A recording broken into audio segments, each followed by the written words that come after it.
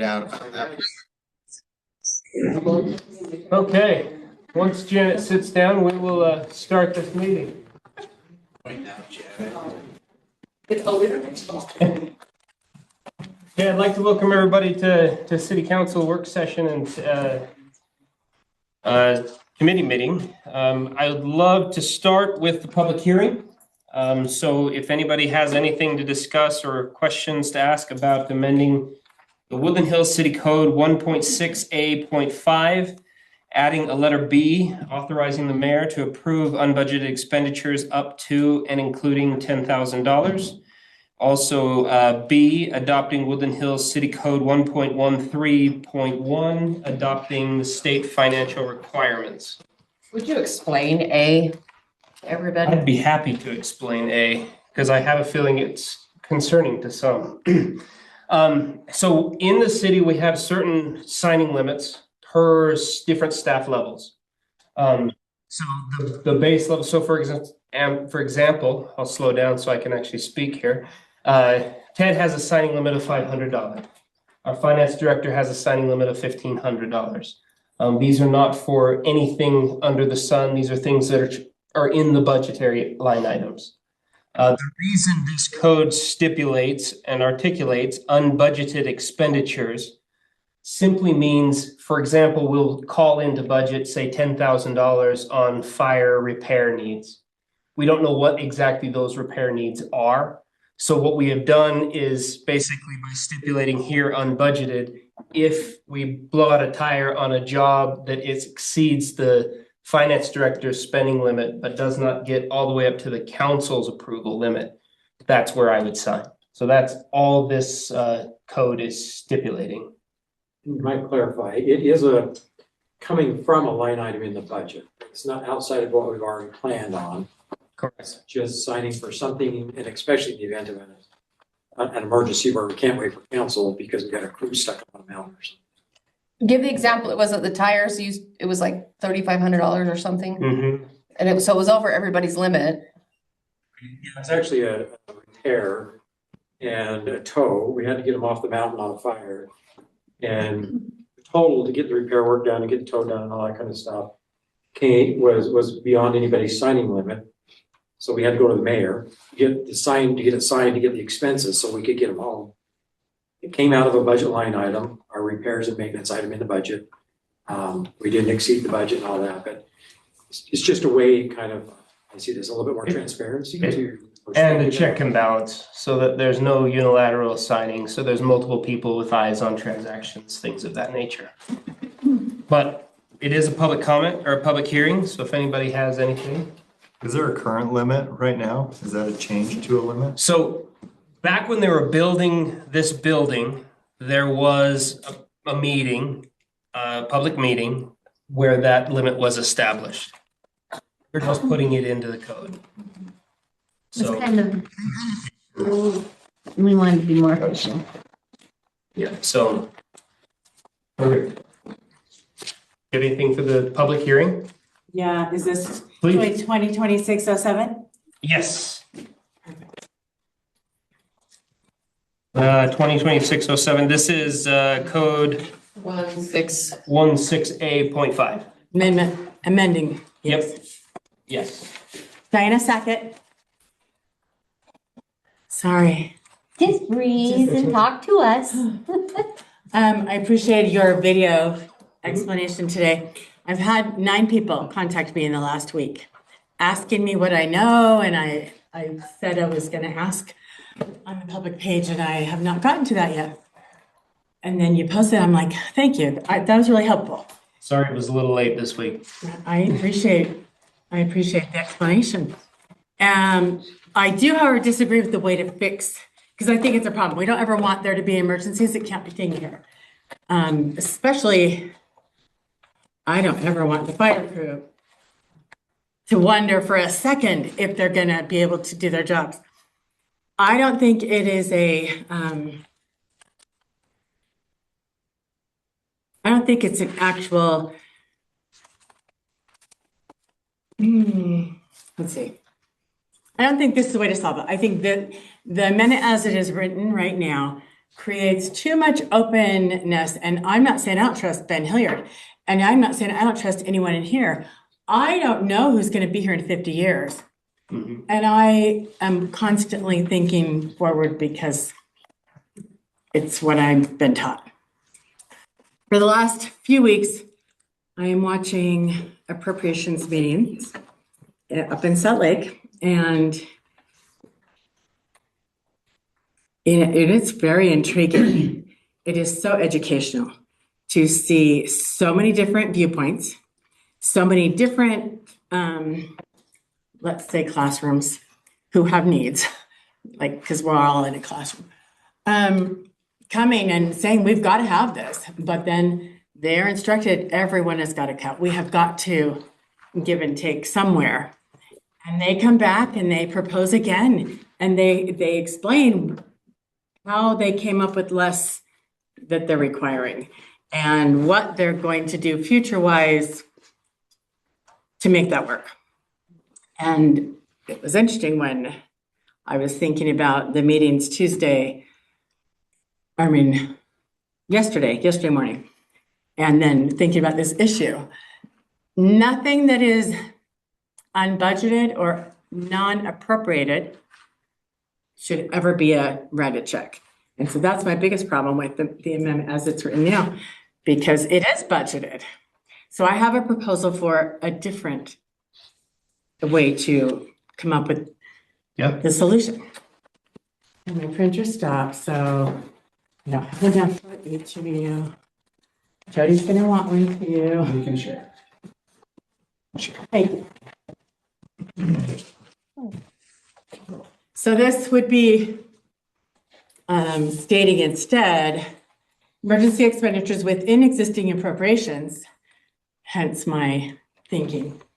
And this gives you the budget officer authorization to create an emergency facilitation. Just exactly what you described was the problem. It does limit to the budget. It does still require council reporting, as every expenditure already takes place.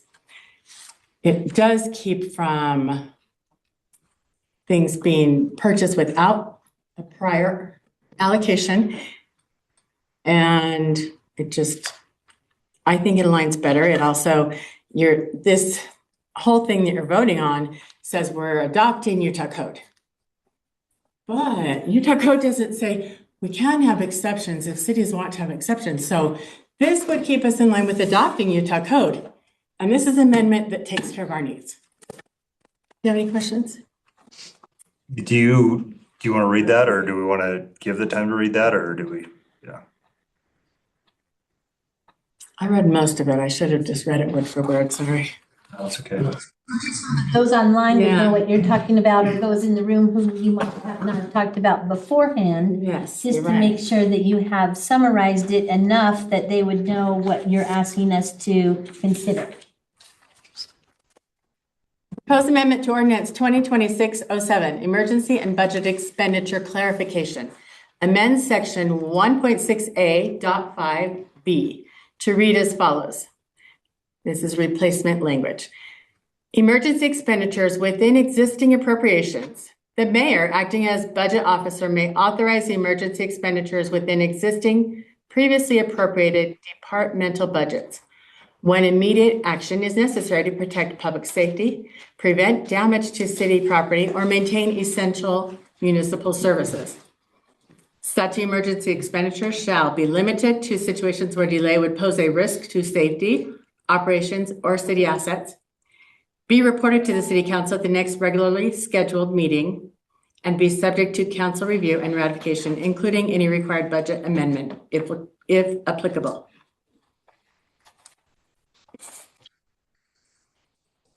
Thank you. You're welcome.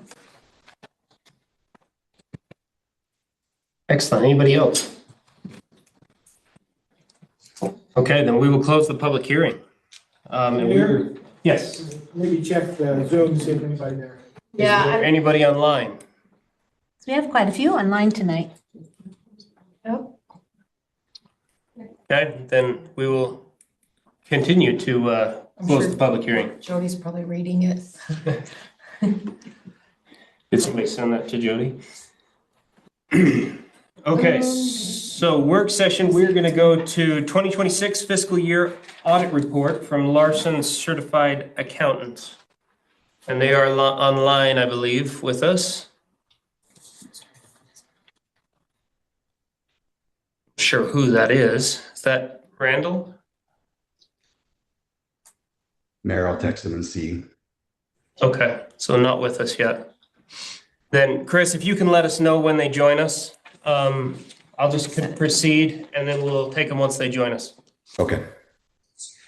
So we will go to you, Chris, for number 4, and we'll do number 5 as well. November 2025 financials and check disbursements, as well as December 2025 financials, checks, disbursements. Okay, thank you. I do appreciate several of you did respond with a couple comments and suggestions. Appreciate Wayne's input also on the formatting of the budget to try and make it easier for the residents to be able to understand and see. We're trying to add some more notes on there also, some of the different line items that have larger dollar amounts to them this year, specifically in the roads budget and with some bonding that we were looking at doing. But if there's any further questions or anybody else has any thoughts on the financials. So I do quite a bit, actually. I'm still trying to decipher the new format. It is a little bit different on our quarterlies. And I've got some questions on Q2, comparing to Q1. And big one is I Can want you to tell bring. us which line you're on just so we can? I will as soon as I get to that. Okay. Biggest question I have on Q1's report is line item 4141.350 professional or admin professional services. Okay. Okay, That's good. Go ahead.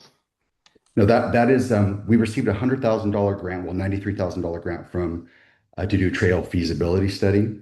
We are receiving the money as the study goes on. So Lori and Ted reimburse, Ted have to help me out here. I believe it's Utah County that's paying us back. And so the engineering fees are coming out of that line item. And then the revenue is coming out of the miscellaneous. So you see there's about $70,000 in the miscellaneous income on 3690. And you'll see it's about 72,558. And the upcoming budget that we're going to open up to make some changes here coming up in March will correct that so we can show the revenue coming in and the expenses. Okay. Yeah, and I did want to point out, okay, so that makes sense. And I want to make sure that we're going to make a revision on that budget line for this year's budget so that we're not way out of whack on that one. That one is the biggest one that came up. Yeah, just for the council to know, we are going to do a budget revision on March 10th and then do another one a little bit later in March or 1st of April after the finance committee has a chance to review all the changes, proposed changes. The one we're going to do March 10th is going to be basically just taking out we're not going to do the roads bond this fiscal year. Yeah, I knew, and we talked a little bit about that, which is great. Yeah, if we can, like that suspense line item that you and I talked about. Yes, working on that. Or clarification and things like that when we have those. Looking at the capital project sections, Yes. I'm confused all over the place here, Chris, and every one of them just about. We're showing numbers just all over the place. I don't know what I'm not seeing here. They just don't make any sense to me. Okay. So just briefly, the council voted in the budget last year to collapse those capital projects accounts and bring the funding back into the general account, except for the main capital projects account. And so these figures that you're looking at there are going to be the proposed closing out of those capital projects accounts. And that's what I was kind of expecting. Now, I don't know which account we're gonna put that emergency funding in, if it's gonna be in that public works section and we just move it from there as needed. But the numbers just didn't seem to jive. Okay. And I don't know if you can explain it. I mean, we've got just there's 3 pages of, well, it's, Should be about 6. well, 40, I'm looking at 43, 44 has 2 separate pages, which I'm like, snow plowing, I get. We're not worried about snow plowing on 43, but 44 is 2 pages that, I'm trying to figure out how we get to these numbers. And I get where we were coming from, but we're showing some odd, I mean, it just seems really weird. There's a 1.5 million, a 1.4, almost 1.5, and another 1.4 on the revised budget. And I'm just trying to, I mean, we're going to change that revised budget, I assume. I thought we'd already done that, but I guess we're going to change that to, if we're going to keep the money in there, the 250,000 or whatever it is that we're going to keep in there. Now, we're spending out of that, or are we moving the whole thing now into Public Works and spending it out of the Public Works budget for this year's project? So it's being proposed to move it from all those capital projects accounts, except for the $200,000 that the council is going to keep. That'll stay in Fund 40, but the rest of it will be moved in, and you will see it on page.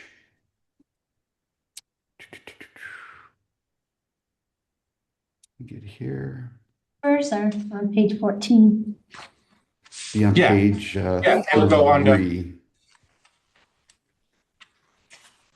And you'll see those We're revenues keeping coming in. 250, right, Chris? That's what we approved, keeping Okay. 250 in the savings.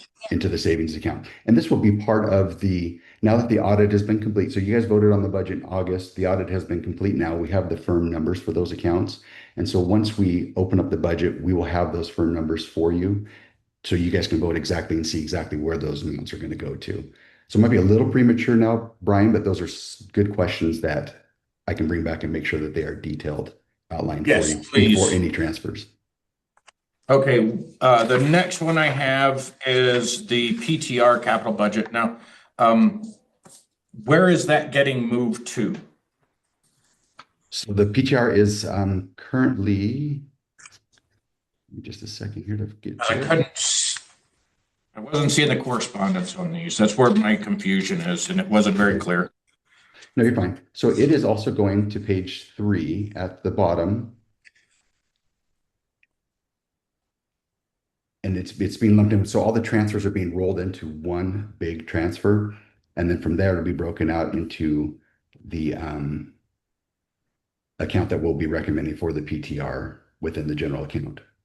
Okay, all right, I just wasn't sure, I didn't, so again, there wasn't a correspondence that I could find with these negatives, which scared the hell out of me. Yes. Seeing it taken, I mean, millions of dollars taken from It's because it's all over their lumped, capital right? So it's hard to Yeah. and track. it wasn't in our other budget, so it just disappeared on me. I guess Yeah, no. it's just because they're not broken out, right, Chris? If you had listed them all on this 3840, it would have probably been easier to Correct. follow. Correct. So we'll break that out and make sure they got a firm list, and so we can see what money was shifted to where when you guys vote on it.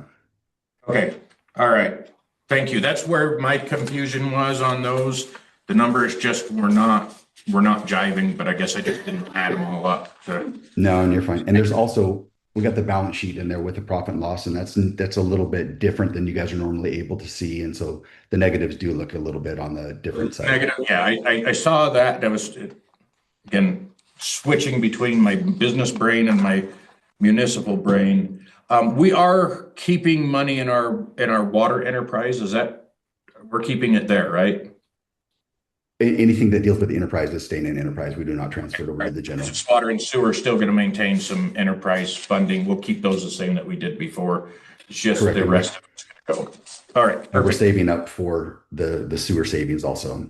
Yes, sir. Yes, sir. So I just wanted to make sure we have a good spot that we know we're going to look at. And these capital projects are going to be here for 2 more years because we're going to see it next year as last year's, and so we're gonna see them for a long time, even though they're zeroed out. So we can finally just trash them. But Yeah. thank you, appreciate that. Question too, Chris. What is the percentage of our general fund? What percentage of our general fund is reserve balance of our PTIF? And what is the actual amount? What's the percentage and what's the actual amount? I was Okay, I going provided to it. I'm trying to find it, but we have so many different things. The reason I'm asking is that there's a bill about this and I want to make sure that we're in compliance at this point. I think we're actually below the, Did you see the email I sent you? no, I did not see that. So I just wanted to ask, I've been at the Capitol all day, so I didn't get a chance to review a lot of things before I came. So if you can just tell me, then that would be great. Do you have that in front of you, Chris? I don't, but I can get it here momentarily. So 38% of our budget is in the PTIF account. Oh, well, then we're way above that average. So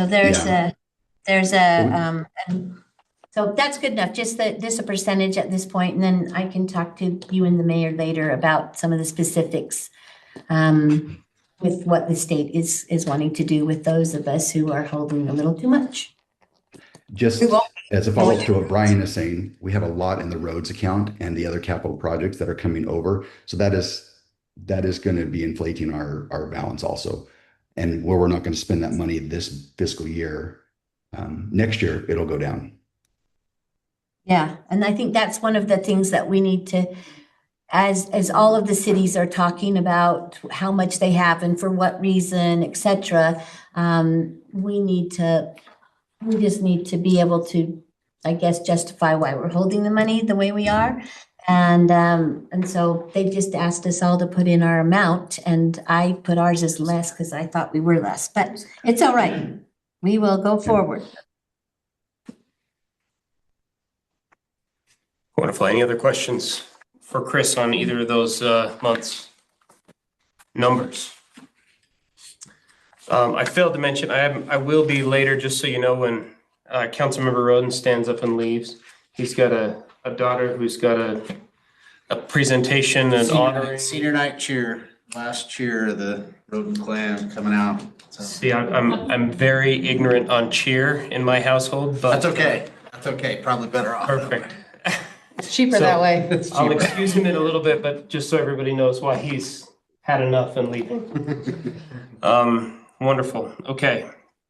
So we will go to number 6, the discussion of the proposed ordinance amending Woodland Hills City Code 1.6A.5, adding a letter B, and the adoption of the Woodland Hills City Code 1.13.1, adopting the state financial requirements. So I sent this over to Diana while we were going over the budget. And I love your verbiage so much, it's there for a lot of points. There was one more One more? word I sent you that, appropriated. Appropriated. Still doesn't have that word in it. So a lot of what this is intended, and like I was saying, I think right before you actually walked in the door, Diana, is I think the thing that's making a lot of people nervous is that unbudgeted word, right? It's more of a signing limit. And I don't think actually, Wayne, what's your thoughts here? If that word was struck, would it change the intent of what we were trying to do? We're just trying to codify. We get rid of the unbudgeted word. Yeah. What can we replace it with to be more? Budgeted? Nothing, Or appropriated. just, Appropriated. Yeah.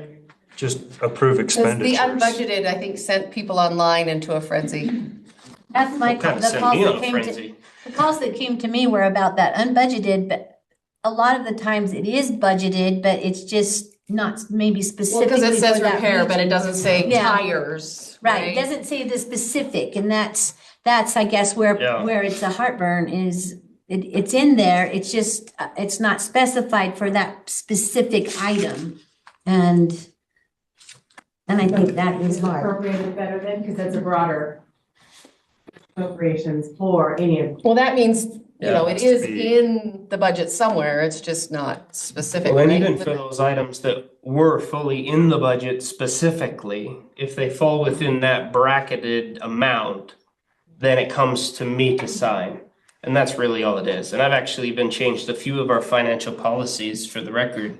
You know, that if it's anything over $1,500, it requires an elected official, so myself or Janet, to sign off on that as well. Just to give one more check and balance on any fund of any substantial amount going out, that there are further checks and balances in there. Was that a hand wave?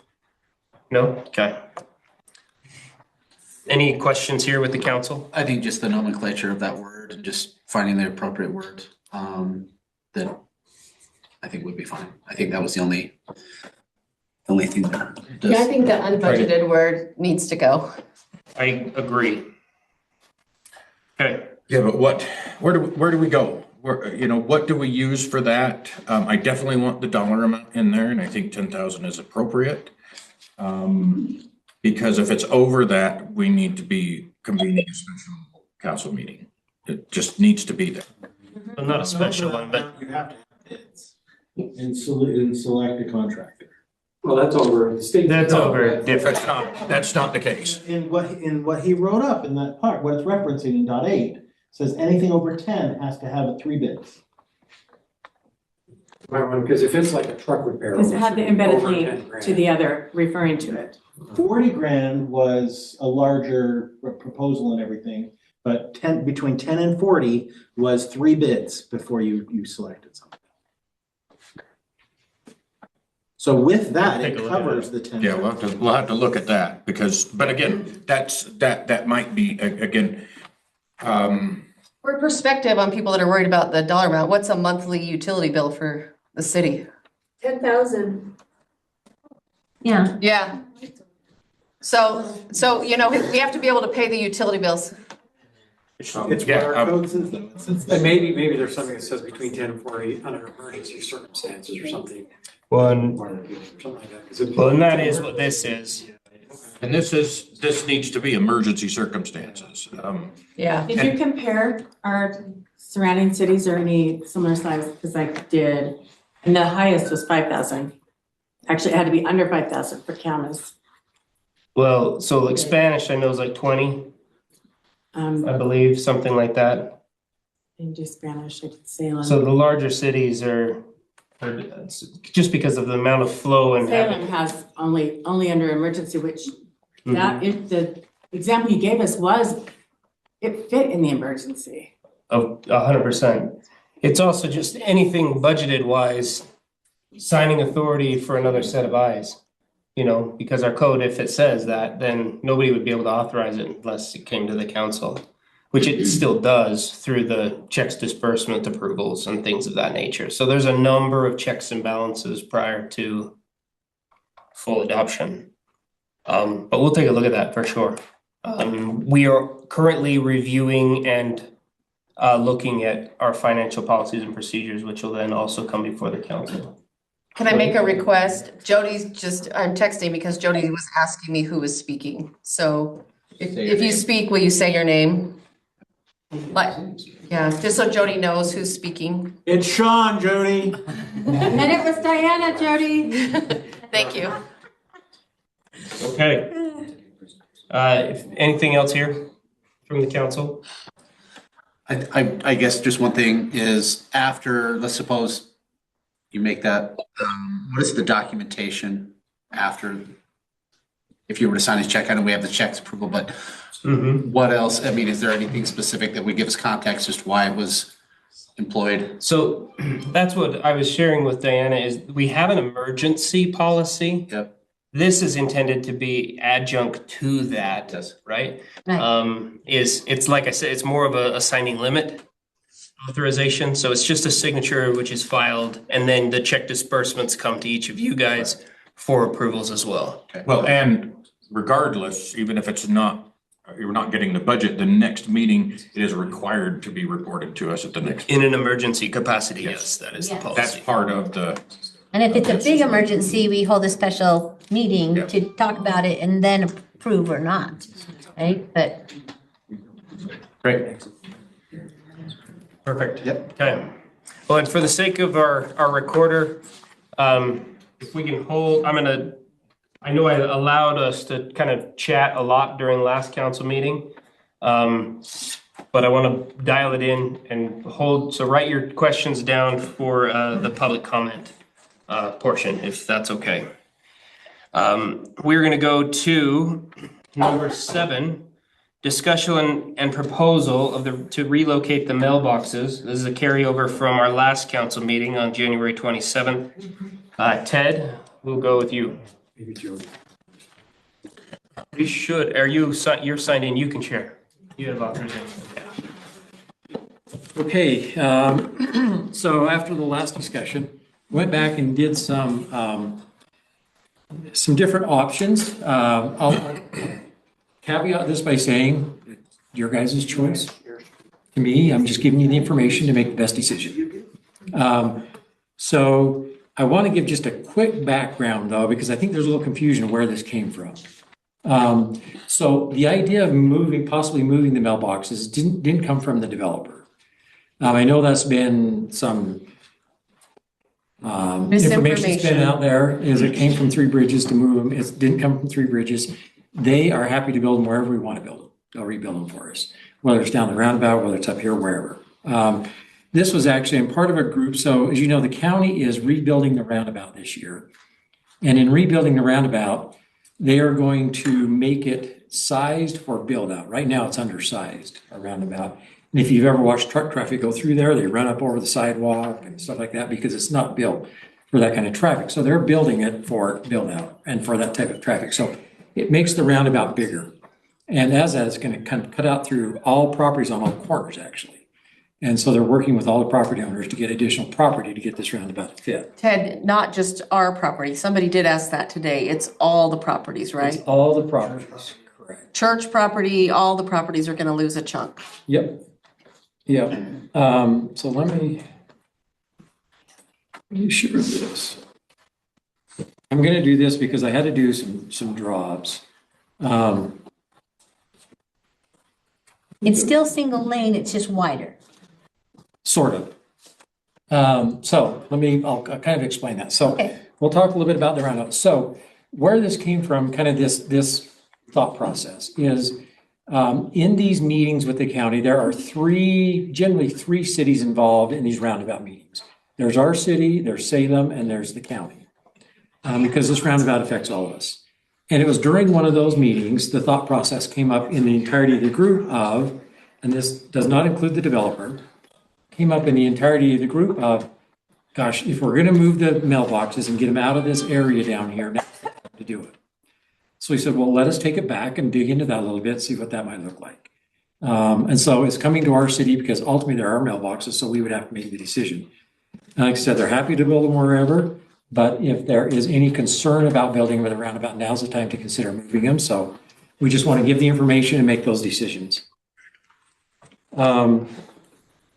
So I've kind of laid over here, and I don't really have all my engineering software that I've used in my career here at the city. So I'm stitching and sketching in PDF programs. But to give you an idea, this is what the roundabout's going to look like. And this is kind of the area. You can see that little building there on the. I'm going to say, somebody point. Right there, that's our mailboxes. So, and that's the actual layout of the roundabout with our mailboxes. So as you can see, that road goes about right through the middle of our mailboxes where this is planned to be widened to. This is for the new access to the new development. That new development's also planning a bridge. And that's kind of what you see in brown there. That's one of the three bridges that gives us a name. There's that kind of little wash there. That's where that bridge is going to go over. And then you kind of see where I've pointed to our approximate property line on the diagonal. That's our current mailbox property line right there. And then it goes kind of over just to where the new road is.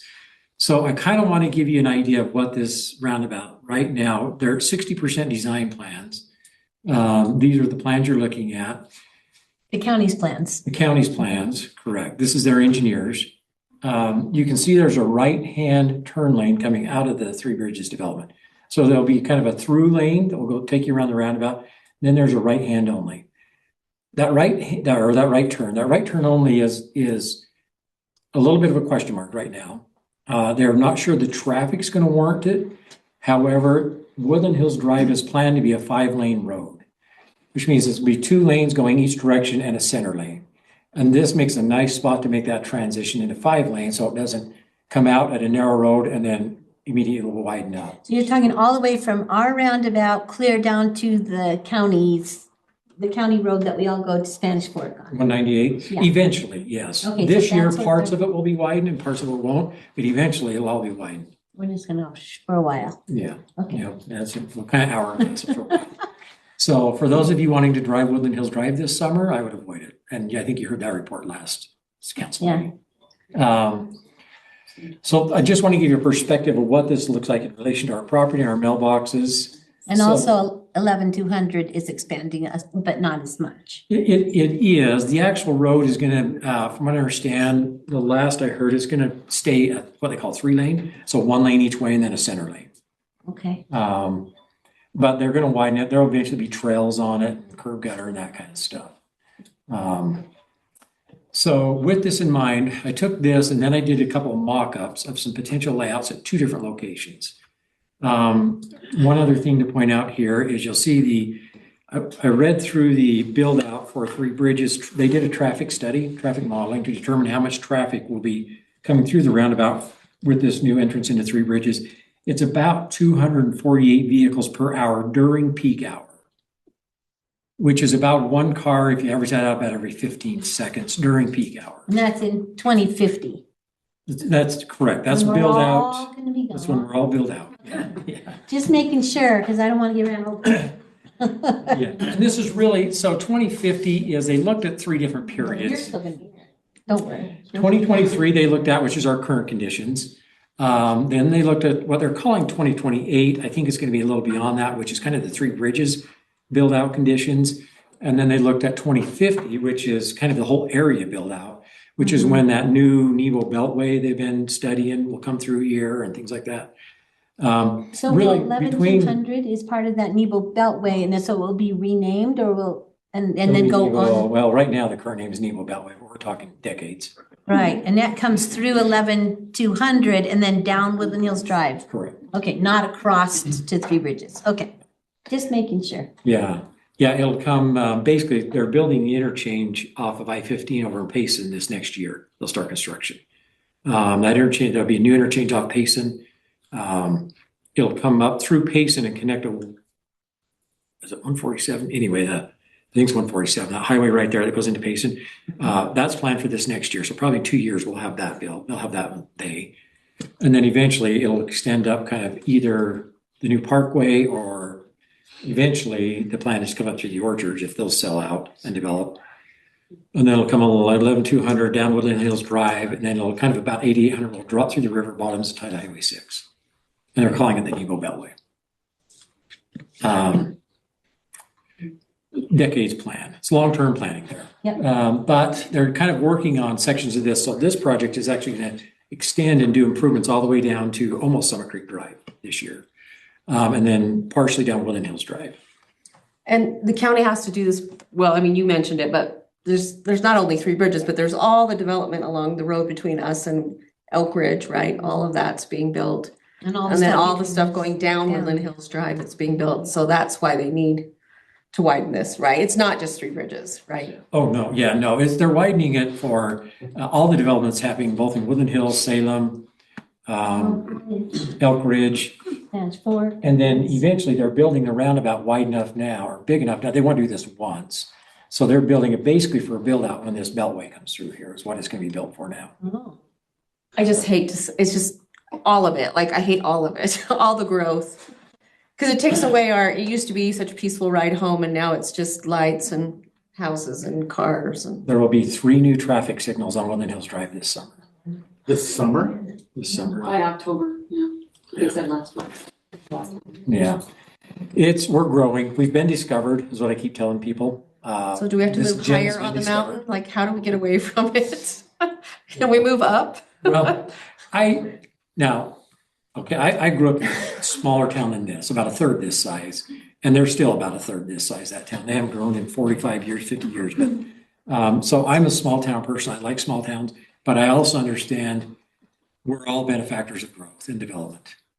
And so we can't deny others what we have, what we've been able to take advantage of. We just have to do it smartly. Right. And what people don't always understand is 50% of our growth is our kids trying to stay home and live in the areas they grew up in. It's not. I would have loved for my kids to be able to come to Woodland Hills, but they didn't. Yeah, people can't afford to live in our community right now, hardly kids. So, given that perspective, I came up with two different ideas. Yeah, before he has to go. So here's the roundabout. If we were to rebuild this at the roundabout, here's a couple ideas of how we could fit it. So you see that black dashed line that kind of goes around, that is about the edge of the road there, the new planned road. It's kind of approximate. So the concept here is that we would build an entrance right down on the edge of the property line where that little black right in there, where cars almost going in right now. That could be an entrance. The red striping is just ideas for parking areas. We get, half dozen or so cars down there during peak times. The building could be, I showed two different building orientations. The building would be approximately, that's about to scale. It'd be about a 60-foot wide, long building. And this accommodates all of our residents, except for Summit Creek, because they have their own. And that would include build out on. That would include most of our build out and stuff like Okay. that, because we're short mailboxes now. Yeah. So that would do that. Now, what that would mean, we already having an agreement with Three Bridges that if we do move this mailbox and need additional property to do so, it's already in the agreement that they'll give us the property to do that. So that hatched out area is property we would acquire, or not acquire, but have given from them. Like a quick deed or something. Yeah, a quick claim deed or something like that. Now, that's off the slope, so it would require some work to fill that in and get it built. I know where they can get dirt. Like that. Yeah, I don't know where we'll get the dirt from. Probably have to bring it in from a ways. Really try hard. Would the county approve that? Are they okay with that? With, That. now, they would, Because they were concerned about safety last meeting. the county, and honestly, they would prefer, they're a little bit worried about safety. They prefer we not have the mailboxes there, but they won't stop us from doing it. Can you go back one slide? Is that what these, so Two the cars. last time they had talked about, we basically have, so for everybody who wasn't here last time, the safety concern is coming down Woodland Hills Drive from our residence, then making an immediate left-hand turn to go into the mailboxes while we have traffic coming down and around. Traffic down from Woodland Hills, as we all know, is not going to be the issue. It's going to be the amount of traffic coming over on this, whatever this 11,200. 11,200 is. These, I saw these red boxes. Is that your representation of the vehicles? Yeah. Getting over into a permissive. Yes. So the concern is only having enough room for not quite two cars to wait for the peak traffic of a car every 15 seconds to turn left in there. So that's what I wanted to point out. That's what your intention was right there. And that's the county's primary safety concern. I shouldn't use the word air. I shouldn't air quote Yeah, safety, so- but I'm just saying that is their primary safety concern. Here's a question. What's the most cars you've ever seen at the mailboxes? For me, it's 4. I've never counted. I counted 6 once. I've counted I went 6 or down there the 7. other morning and sat there from 7 to 8 and saw 2. Depends on the time of day, I think. Yeah. Yeah, I think in the evenings you get more. Depends if That's the, what I'm it depends, saying. let's I'm face it, just it depends asking, if like, the elk are over there. realistically, what is the most amount of cars at one time? Yeah. Because you're not there very long, right? Six You get in, to you get eight. out. I don't think it's the capacity of the parking. I think it really the is. turn. I think it's the turn. So Ted, what's your thoughts on it? Good. So there's 2 safety aspects they're a little concerned about. And this is what when we were sitting in the meeting with the designers and the cities, this is what the county kind of pointed out. They were a little worried that it's not only the peak hour traffic coming through there, which could be a concern of waiting for traffic and people queuing in the travel lane if we have to get more than 2 cars waiting. They were a little worried about that, but as much as that's right where the lanes split. So now you've got one car coming from behind another to get in the right turn only, and you're gonna have cars trying to cross both those lanes to get in the mailboxes. That was as big a concern as well. Okay. But they're still considering whether this right turn only is even required. Well, from an aspect of traffic volume, it doesn't look like it may be, but it is a transition point to go to the 5 lanes. Okay. where you don't have to narrow and then go right back wide again. Just out of curiosity, the bridge is, I know these are all estimates, or maybe they're more accurate, but is the bridge starting there? Absolutely, or is there a chance that the bridge start could be moved further back and therefore give us more left-hand? Total guess on my part where that bridge is, they haven't designed it yet, they haven't even designed that road yet, the developer. Okay.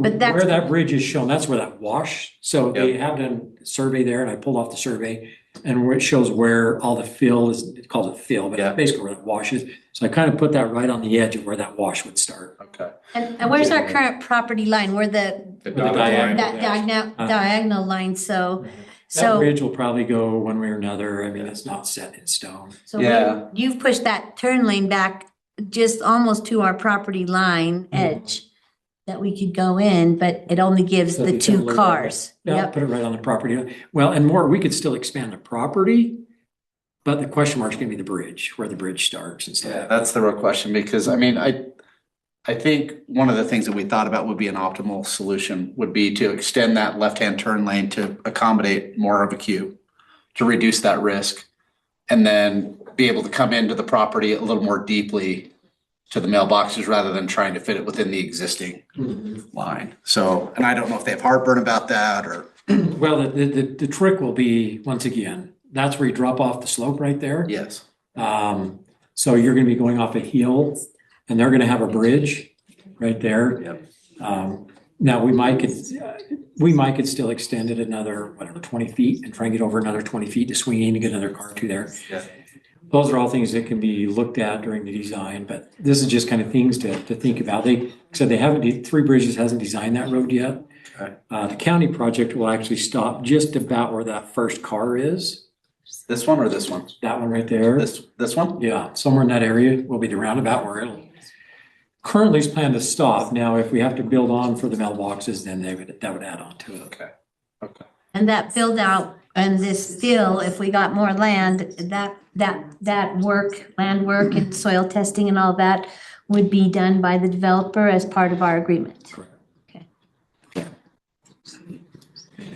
So those are all things to think about. One other thing to think about with keeping it down here is during construction, what do we do? This roundabout's gonna be completely tore up. Won't be able to drive through We there. won't have any access. So we're gonna have struggles accessing this site during construction. So that's some things we have to think about. I Do don't we have park at the solutions. church and walk over? So it'll be a construction site, but what we'd have to talk to the contractor about is provide a safe passageway to the mailboxes for pedestrians through the construction site. You'd still be walking through a construction site. I mean, the other thing is you just temporarily send people to Salem to get their mail. I actually heard that from several residents. Yeah. Actually, this week, they said they would prefer to go to Salem and do it right than to rush it through because they know the timing. And that's the same thing. We heard it from some residents. They would say, we're willing to go to the mailboxes while Unless this you is work being in built. PG and leave at 7:30 in the morning, you don't get home till 6 at night. It makes it rough. But just something we'd have to think about. How do we handle this during construction? Because their construction is starting in March. Pause all of our This will bills. probably No start bills. September. No bills. There we go. Some- I like it. No bills and no more catalogs for 3 months for me. I'll take it. I'll take it. Or, yeah, Tell me. so I'm just looking at the existing mailboxes. I mean, from a phasing standpoint, we could almost leave those mailboxes untouched. And they can work around for most of it and then just rebuild. The road goes right in the to middle of it. north. Well, the curb that's in debate right now. Their preference is they would move our mailboxes first and then give us access to them. Because we will not have access to the roundabout at all. We're going to be diverted to go down Willow Creek or Summit Creek to all of our city. So, yeah, it would be a little bit rough to then come down and then go back up all the way around to get out. Just some. Or vice versa. There is property coming, we're working with the church right now to get a little bit of that property. This one, the guy in the other corner, and then the other one's in development right now. So they're working out with that developer to get some right away from him as well. Just out of curiosity on the church component, I don't think it's possible. We talked about parking at the church, then walking over. Can you go to your other slide? I think you have. So there's, what is this, about 20 feet of rock right here? If, out of curiosity, does this road represent kind of where the county would like to end their project? approximately? It's probably gonna come back a little farther than that. Maybe a little bit further? Yeah, somewhere back in. So if this were remained untouched, and again, I don't know what the relationship is with the church and whatever else, what we can ask. We need a gate. Is there any chance that we could do a gate here and then we could park here and then walk through the undisturbed portion? So I'll give you maybe another, good thought. The And there's actually liability for something the else we're church, they working might on. just say. That's what no. I'm saying. That's what I'm I say saying. no, They may we not don't- want the liability. They may I'll not scale want the fence. We've been also talking to, so we've had a meeting with the church representatives. And we've been talking about, actually, there's an access into the church just south of the roundabout-ish. This way? There's an Right there. access right there, Yep. which is really close to the new roundabout. Yeah. So we've been talking to them about possibly closing that access and moving it over off this new road. So it comes in. So it comes in that way. Oh, nice. So that might be a spot. 'Cause it might be too close for the roundabout. Yeah, It'll be and tough. it gives a better flow for traffic to come through there rather than kind of around this Well, way. it's a right turn, so you don't have the blockage like we do at that left. And if Just don't want to This get your becomes mail an while area everybody's that- going to church. three bridges come in and join, then it's a way for three bridges folks to get into the church if they're going to this church, so. Yeah. Anyway, it's really high-level discussion right Sure. now. But I know that they're anxious to move quickly, right? They're talking about March, May to Yeah, start so ripping this we need to up. make a decision on the roundabout fairly, tonight, basically, because they need to get that into the plan. So how feasible is this? Like, can we do this? I Can think we- it's doable. It's just the concern of safety you have to think about. Really, the construction of this is doable. And like I said, the developer's willing to do whatever. We just have to think about the safety aspect of it and consider it. I think that was the county's concern, is are we going to create a spot for more traffic accidents with a lane Is it- splitting right there and people trying to cross. Is it two any lanes, less not safe seeing the than traffic. would it be any less safe than it is now? Yeah. Realistically? Yeah, Yes. absolutely. Because Right now, we you're have just heading zero right incoming off- traffic. Right now, you're just heading right into the mailbox. Eventually, they'll be stopping there, and I don't know if I'm explaining this very well, but that lane splits right there in your right turn. So you're gonna have two cars following each other. All of a sudden, one car's getting out and speeding up to make the right turn, and now you're gonna be crossing. They may not see you. It That's the reminds me of the concern. situation down at the end of Woodland Hills Drive when you turn right on 198 and you've got the cars coming in from Salem. You think you're good and then somebody wants to go faster and bends around. Yeah. Huh? Yeah, exactly. That's the safety concern they had. That's why this Okay. whole thing came up. It wasn't because of the developer. It came up because of the build out of the roundabout and the safety concerns that they You got a had. lot of people who aren't using the roundabout correctly either, so That's I'm my, serious. I don't know how many times you've almost gotten hit because someone just comes flying through, they have no concern of whose turn it is or anything. Or they stop. So that will Yeah, they contribute. stop in the middle. Oh, then we have Have people stop in the middle of it, additional yes. lanes. Can I actually go back one slide again? What are the purposes of the length of these little islands? Are these designated by code to be a specific length? So for example, if they kind of shorten that one a little bit, then we get two full vehicles. What's the reason for that amount of length? I You have can any ask the idea? question, I don't know. Okay. I suspect it's to direct traffic, so they have to try and cut out. Sure. And go around that and turn back.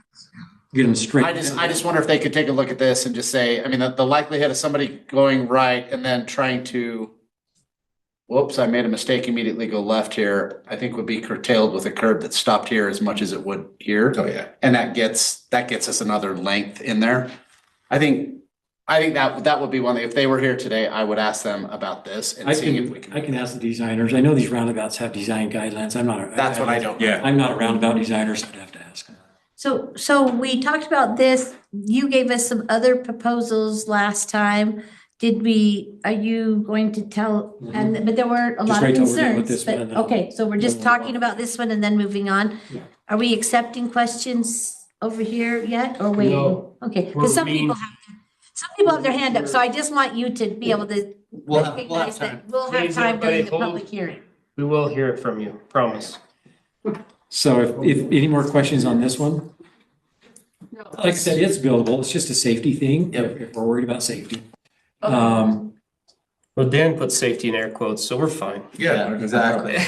There's safety problems all over. The other discussion was, and Dan, I appreciate you being my pointer. It saves me a lot of walking. Yeah, no problem. The other discussion was, do we move it up to the city center? Now this kind of puts it in a new location, and I know it's not as convenient for some. But it's looking at all the properties that we had available, this was probably the best next solution if we wanted to move them. So what we talked about is looking, you can see where that 60 by 32 building is down there. We've talked to the designers, they could fit the building in there. And I think the mayor had shown kind of a concept layout of what that would look like in there. And then same thing, safety here is kind of an issue with traffic. Now, we don't have as much traffic to deal with up here as there will be at the roundabout, but it is coming in and out. So I was trying to think of some ideas of how we'd solve that. One-way traffic? What's that? Is that one-way traffic? So what Okay. we would do, what the thought was, you can see we would build a new entrance down there in the right bottom corner by the exit only sign. That would be an exit only, and that'd be for traffic leaving the mailboxes. It wouldn't be an entrance. So you would have to come up Woodland Hills Drive to Highline, come around Highline, then into the mailboxes, get your mail, and then go out through that exit only. We would extend that existing sidewalk over to the concrete bays where the emergency vehicles come out, so you can see kind of that black diagonal. Yeah. So that sidewalk, there's kind of pavement right there. We'd fill that in with sidewalk and curb, add a couple more stalls for our emergency responders to park in, because we're going to take out a few. We would have to stripe those bays and somehow let people know we don't want them cutting across the bays. Yeah, we don't want them Now- going in front of any of our emergency vehicles at all, right. or parking there. Right. We would possibly add some curb to the other side where that black line is too, so people can't really come cutting up through those parking lots. And then the thought was we'd add some warning signs each direction that would, caution, watch for merging traffic or stopping traffic. And another one that we could possibly tie to our emergency vehicles. So when they go leaving the bay, flashing lights go off and it says emergency vehicles, entering or something like that. Oh, I like Which- that idea. We should probably do anyway, because we're always leaving there with traffic coming up and down. right? Yeah, I like that idea a lot. Whether the mailboxes are there or not, that doesn't change how we have to enter traffic We right should there. do that regardless. Yeah, so people will know that we're entering there. We do have a policy in our department, if we're backing a vehicle, because we have to pull out the road to back, we hit our flashers so people see us pulling to the road and stuff like that.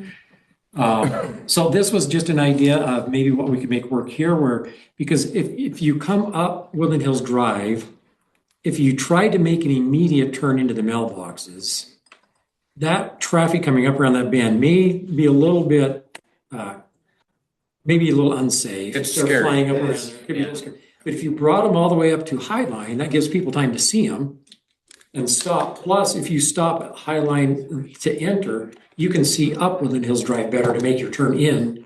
And then if you're leaving, when you try and leave on Highline, which is how I leave most nights, it's hard to see up that hill when you're turning. So if we brought them out farther down, now you can see You can up see.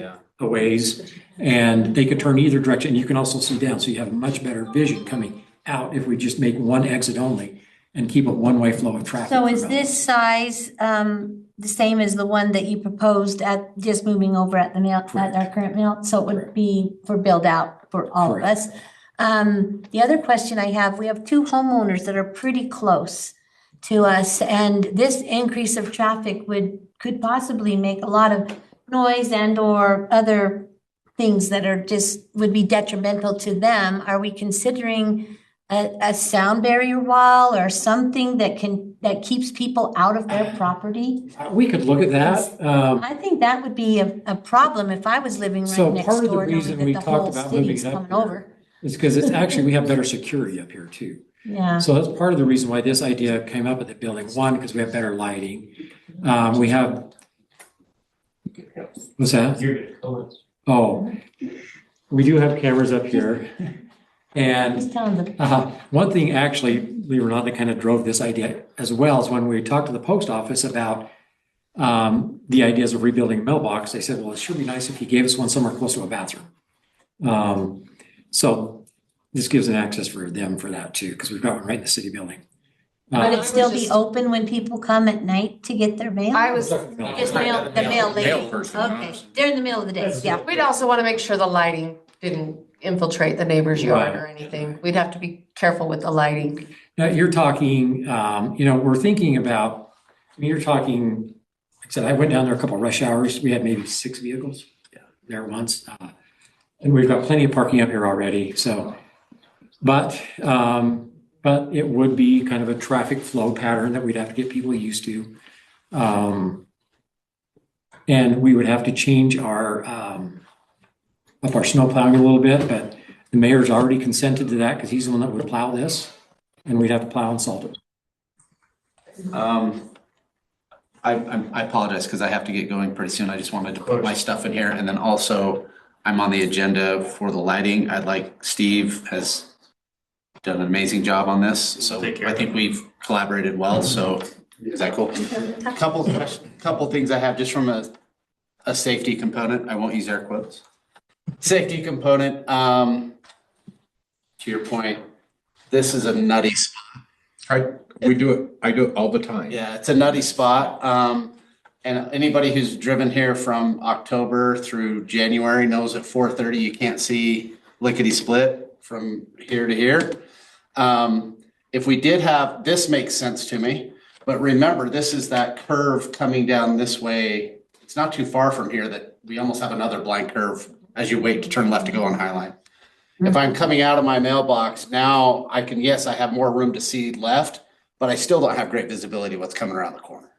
I think the likelihood of an incident between here and down at the roundabout with 2 full car passages turning left, I think, I'll bet if we put it into Kalshi would probably be the same odds. You're just a wash. Yep. So that's why I want to bring up the safety component is, Which one's safer? Well, I would agree. Now, I sat there one day and looked down Woodland Hills Drive. You can see a little ways down there, down Woodland Hills Drive, a little farther than I thought initially, because I went out and looked where that exit would go. It would still be a concern because people, they like to fly up around that corner. Yep. They come up there, even though the speed limit's 25, once you hit right there, they fly around that corner. And that's the way I leave every night. I come right out that bottom exit when I leave here. right here. And I really have to watch close coming around that corner when I'm entering into traffic. Now I can see a ways, but they'll come fast enough that you have to get in. But so from a safety aspect, it's probably, like you said, a wash. Now, I think you'll be dealing with a lot less traffic up here than you will at the roundabout. Oh, definitely. Sure. So Yeah. I think it's a I wash either cannot- way. I cannot count how many times I have nearly been rear-ended turning on Schoolhouse, which is actually more view than you would here. Me too. So when I'm coming up and I'm turning left on Schoolhouse and I've got to stop for a car, because you don't know the car's there until you're ready to turn coming at you, is a horrible, horrible position. So this scares me a little bit. I mean, maybe we put in a sensor, a car sensor that flashes lights, but then you're bothering neighbors, right? I don't want to do that either. But I'm a little concerned about the traffic pattern here and people pulling out. I worry when we have activities here at the city center and how much parking is packed, and then you get somebody who's coming up who is not very able to walk, and that's a steep hill that they've got to go up to get to the mailboxes because their parking spots have all been blocked by people here at the city center. I have some concerns about this plan. I will say, just from a council perspective, you probably all heard plenty of commentary about this subject since we talked about it last time. I would think all things considered, I think if we really are looking at sixes here, I think the overwhelming majority of the citizens would prefer to keep the mailboxes down at the bottom. So if we're talking about equal risk and same cost and everything, I think the majority would prefer to keep them down at the bottom. Just from a continuity perspective and also ease of use. That would just Convenience and everything. and emotional too. There's an emotional component. It's always been there. I will say one advantage here too, that if there were to be an advantage here, this building you have here, there's quite a bit of grade right over here. And if we built it flat with maybe some sort of storage capacity underneath, right? So instead of, because that building would have to be significantly higher, right? So we would have to have some sort of. We'd actually cut the building out, so it'd be. So it'd be flat. Okay, so you're not accessing it from these, No. from the No, top, those you're are accessing it down here. Okay, Weird parking spaces we have at the top that don't go anywhere. yeah. With a really steep curb that, by the way, don't run your Tesla over it because it scratches it. Okay, all right. No, I was thinking top access because of these. And then I was thinking, oh, great, now people have to go upstairs. Okay. Anyway, that's why, you know, Those are our you guys only get to make two the options, decision. right? Yep. At I this think point, these were the best two scenarios we could come up with for these areas, so. because we couldn't find any That's why you additional guys make property. That's why you guys make the anywhere. big bucks, so you make these decisions. You good with I mean, I guess the only other option is we build a new fire station, public works building and turn the current one into the mailboxes. I love that. Have you seen Salem's fire station? No kidding. Ask Janet. Ask Janet what? I said the only other option, third option I see is to build a new fire station with a public works building and turn our current base into the new mailbox. Yeah, there you go. But So you If said you you can wanted if you can get citizens to buy into that, I'd love it. Well, I had a resident the other day just said, why don't we put the mailboxes right in the middle of the roundabout? Inside. I said, well, That was just, huge snow globe. then if somebody misses the Like roundabout, they parking just across wipe the out street, so it's kind of like Frogger. Yeah, it's just Frogger Frogger. and Explore. it would be a drive-through. You drive through and check your This mail. feels like both of There you- them, hey, there there's you a go. distant. Pull in, check your mail, pull out. Isn't that the size of a pickleball court? Right there, the 60 by 32. Yeah. I don't think we need pickleball court right there either. Perfect. I'm gonna leave my computer here because I got Okay. one more presentation. I'll be anxious to hear what everybody has to say, because I as well, and we've talked about this a lot. we have property on 11-200 that we could just do a whole new one. It would be nice. They won't sell it to us, so. Okay, let's go to number 8, discussion on proposed amendment code of 10.8-10 on the lighting ordinance. This is also a carryover from our January 27th meeting. Councilmember Johns. Yeah, so we're talking about lighting, and I know there's been a lot of conversation. There was an amendment proposed last week to it. We voted to table that for right now. We've since gotten quite a bit of new information. We don't have everything solidified. There has been a lot of conversation going around between public and the council.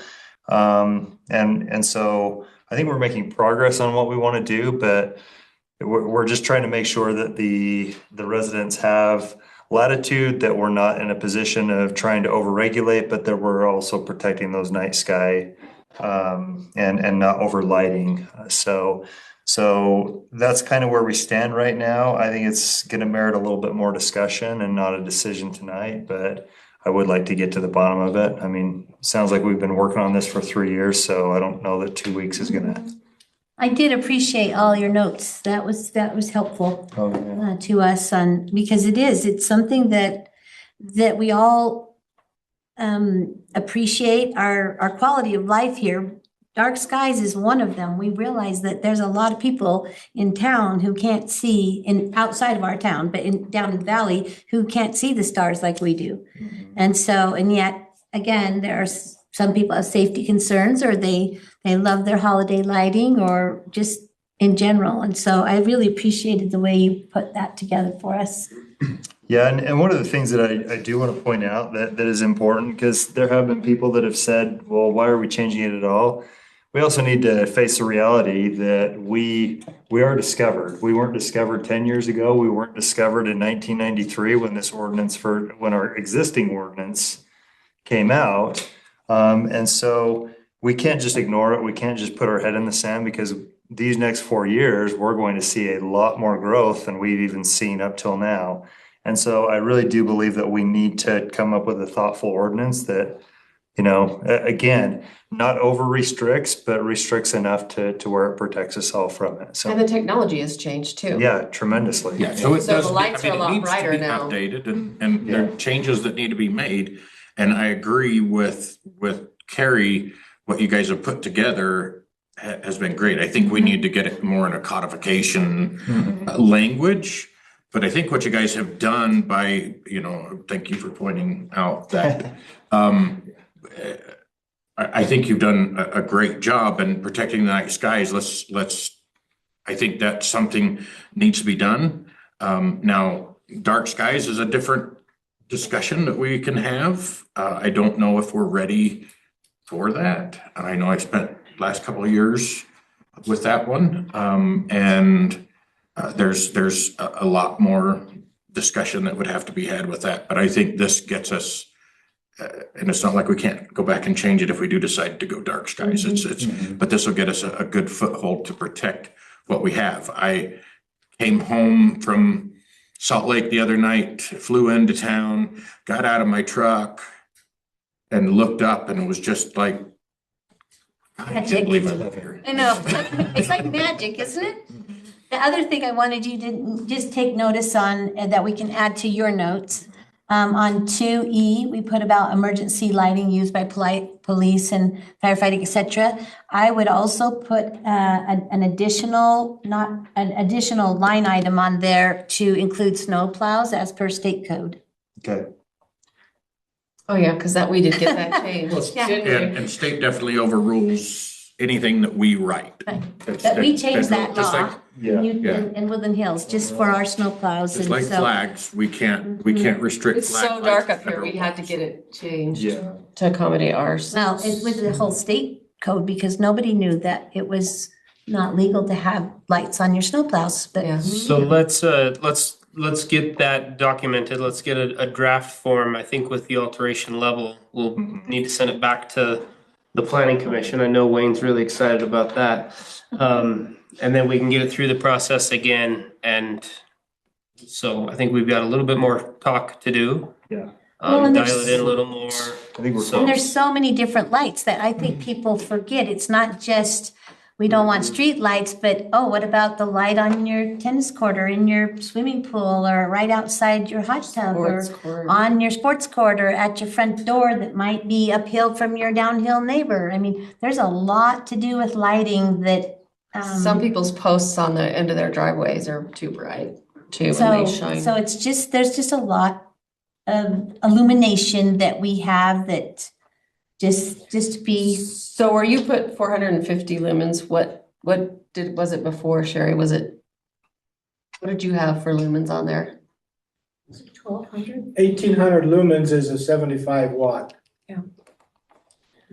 So there's a lot, and we haven't had the text given to the public yet. So before we, go dive too far into it, let's get it out to the public. That way we can get their feedback and we can move in that direction. So Yeah. thank you for that. Yeah, you bet. And one of the questions I have, and this is probably more procedural, but I mean, I would almost love to send that document out and get feedback live on that document. Like, I hate it, I love it, whatever. Even that could amount to an overwhelming amount of comments, I would rather compile everybody who's got a vested interest. Not an edit version, but a comment version. Comment. We could post it once we get this refined. You could send it to me. I could put it up on the official page and then share it to the original, the community page. And put it on the website. And put it on the website, and then we can let people make comments. And they could also email us if they want to with comments. Yeah. So I think just so we get everybody who's got a vested interest, which is a lot of people, but everybody loves our dark skies, but nobody wants to be told what to do. And we want to be careful of, being in a position where we have to enforce a whole bunch of rules about it. So. Perfect. Okay, thank you. Did I Yeah, we Mayor? come on up. make a comment? If you want to come on up. Give you the staff prerogative. Yes, thank you. Just a couple of things to point out to y'all. This is a land use issue, so there will be a public hearing on it and a posting of the proposal, whatever that is. I think this, and I believe it's Elk Ridge's ordinance, if I'm understanding, and I read the ordinance some time ago, Elk Ridge's ordinance, but I think it borders on overreach. We've had, in all the time that we've had our city ordinance, I've only got 2 lighting complaints throughout the city. To me, that says something, that residents are generally satisfied with the ordinance that we have, and or they're not complaining about their neighbor's ordinance that they don't like, whichever one that is. The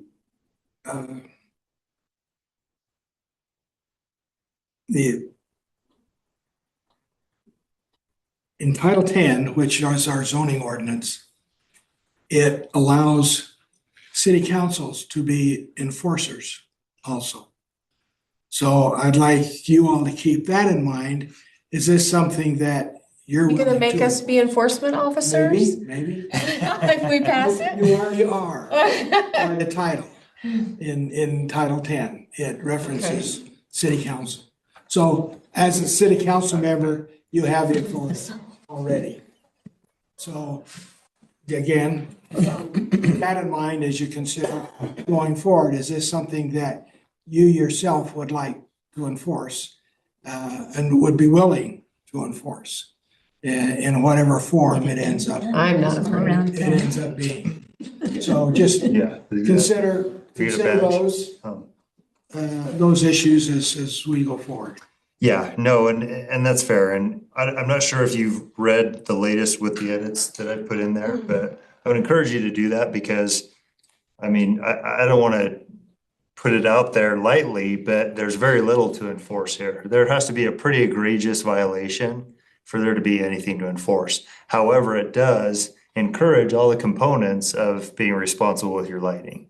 And so that's kind of where the blend is. It's not a copy and paste of Elk Ridge's. It's absolutely not. So I would look at that because it's different. Yeah. It's considered, he did a ton of work. Could I ask, was it just a private draft or was it taken from somebody else's ordinance? So it began, I like 90% of what Elk Ridge has put together, but there's a lot of really good comments that we've had that are come out of the dark sky that Sherry Berger and some others, Jack Snow also contributed to some of the comments related to it. So people who are very interested in this encouragement, I'm with you. I think we all share the same interest. We just need to do it in a very smart way.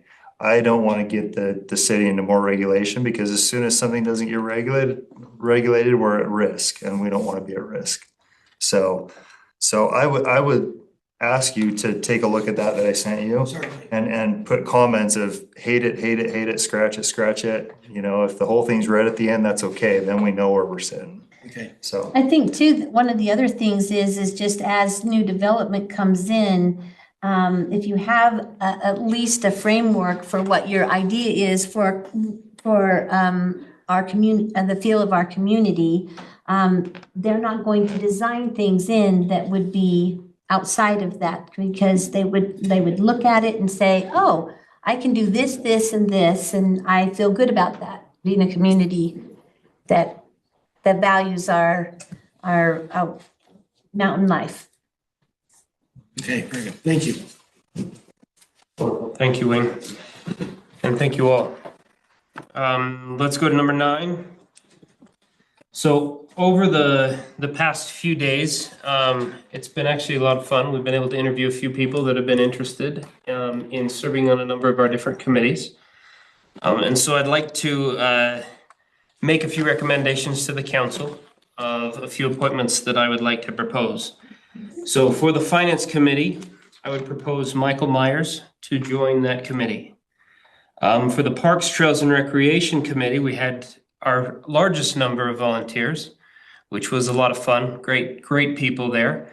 And so we only had one board seat available for that committee, though that is a fairly active committee.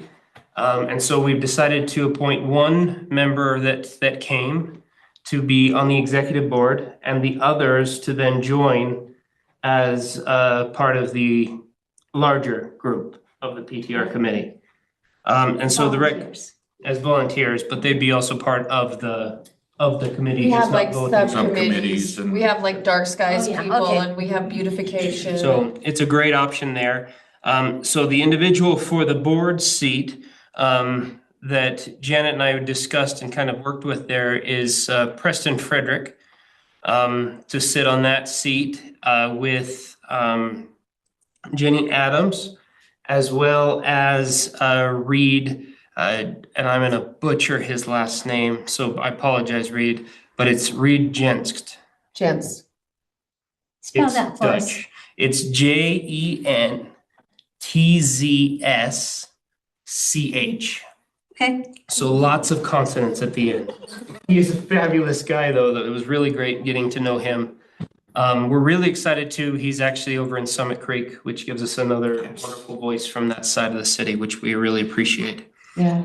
As for the alternate for the Planning Commission, we're still looking at getting a few things scheduled there.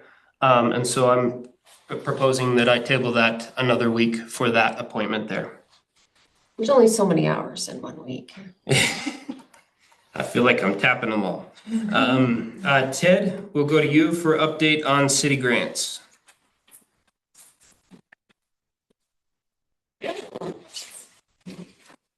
It just, so the firefighter AFG grant, Assistant Firefighter Grant, that one, obviously, we've talked about, has been awarded, so we're getting our new SCBA's with that one. Maybe just one new one, not so much a grant yet, but we completed our trail study. Well, we have a draft version of our trail study that's been completed. Trails can get funded through MAG. So we had a deadline to be able to submit for a possible project for funding. Doesn't mean we haven't submitted for funding, we haven't submitted for a grant, we're just like putting our name and saying, we may do this. So we went ahead and submitted that to MAG. So we put in potentially to do one of the phases with, I was looking back there smiling, so I was wondering if Sam was. Just smiling at friends.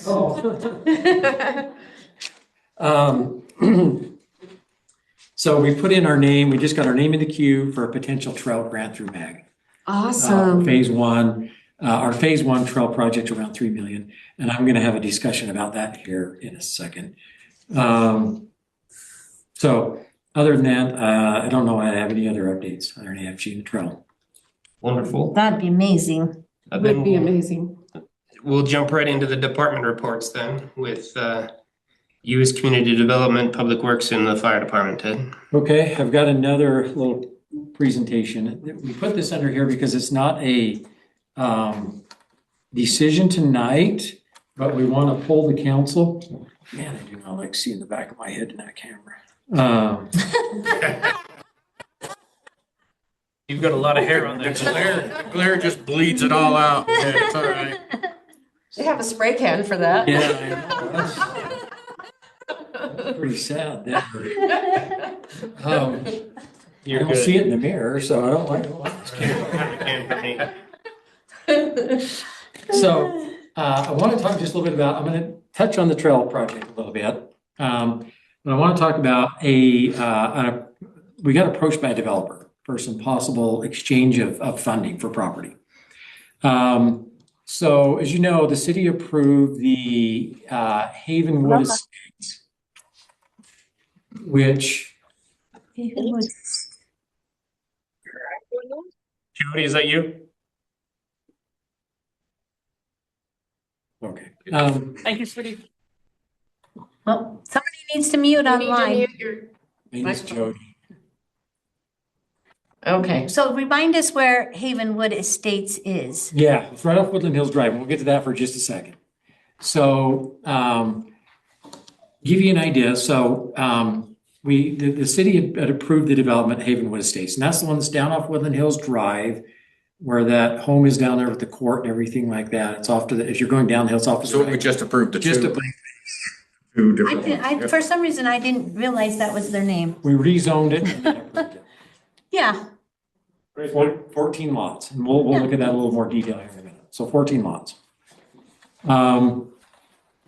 When we did our trail study, which we have a draft copy of now, what you see there in gold is kind of the route we looked at, which is a new trail that would come up Woodland Hills Drive, past the city center, up to Loafer. We'd have a leg that would turn up to the park, and then a leg that would go back down Summit Creek and try into 11200. We're also just now adding a chapter and looking at possibly tying into some future trails in Elk Ridge. And then you can see those green dashed lines. These are all planned trails that are being planned countywide. So this ties in really nicely to a countywide network. It is also on this trail through our city is also shown on the state's planned trail map. So, And we So would we- connect to the switchback at a different time. This is just this. just to the park. Okay. So we did a study to specifically look to see what it would take to build this trail.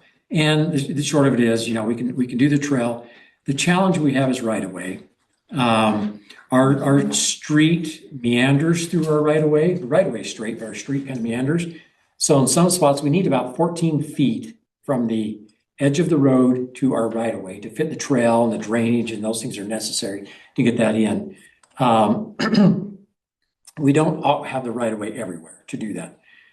When we put together the estimate in this study, the study includes getting funding to purchase right of way if we have to fit this trail corridor in. However, we had Havenwood Estates, they approached us, and there is one of the properties that is along the trail corridor. So now you can see where that's at, Carrie, down there in the red. I knew where, I just didn't know it was called You need to that get for the some pointer out. reason. I knew So- it. I knew Then a it white was. left. Can everybody see it? Does everyone see where it is?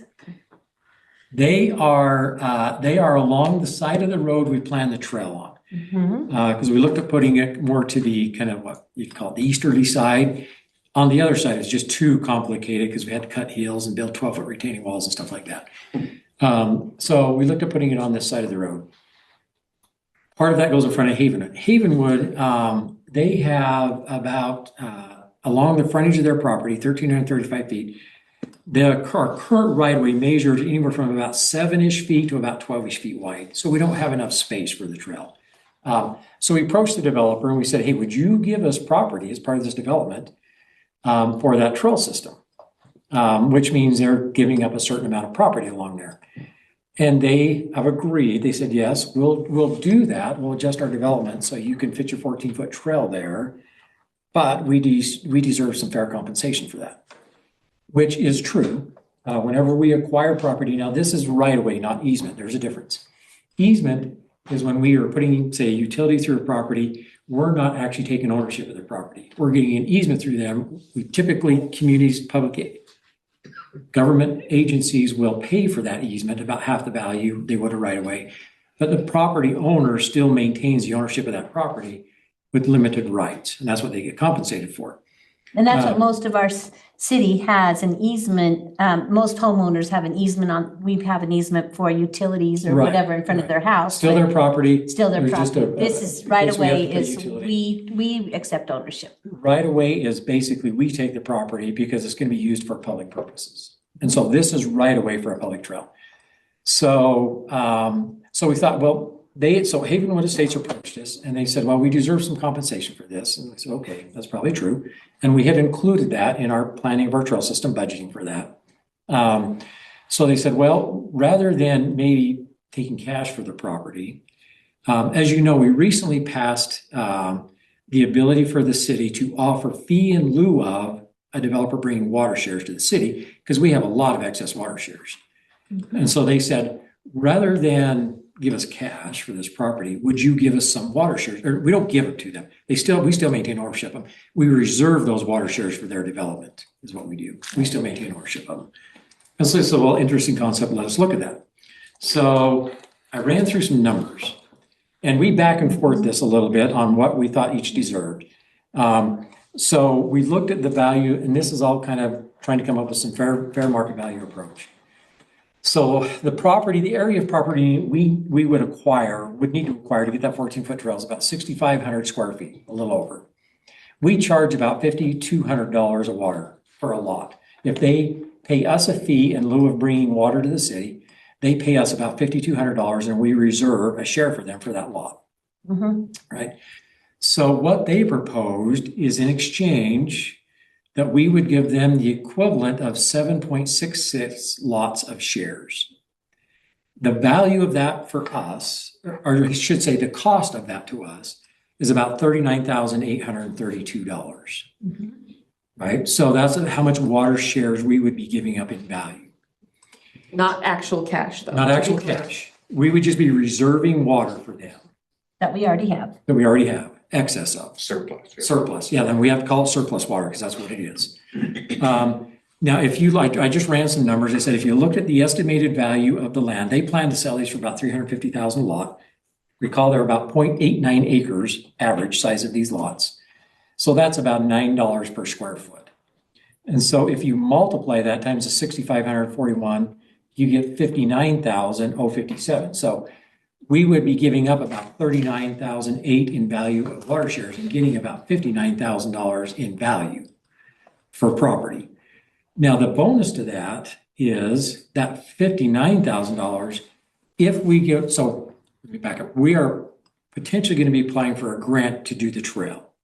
It's about $3 million to do that phase of the trail. If we apply for that grant, our proportionate share of that is 6.77%, or roughly $200,000. That's why we got to figure out if we can even apply for this grant or not. However, we can do that in right of way, we can do it in cash, we can do it in kind, whatever we decide to make that match with. That $59,000 value could go towards that in-kind match that we would get, that would go towards the grant. And we wouldn't have to pay cash for it, we'd be just reserving water shares for this development. We'd be able to apply the 59 instead of the 39? Right. We apply the actual value. Now, I kind of did a back number and I said, well, 350,000, what if they end up not selling it? So I did kind of a break even for us just to see.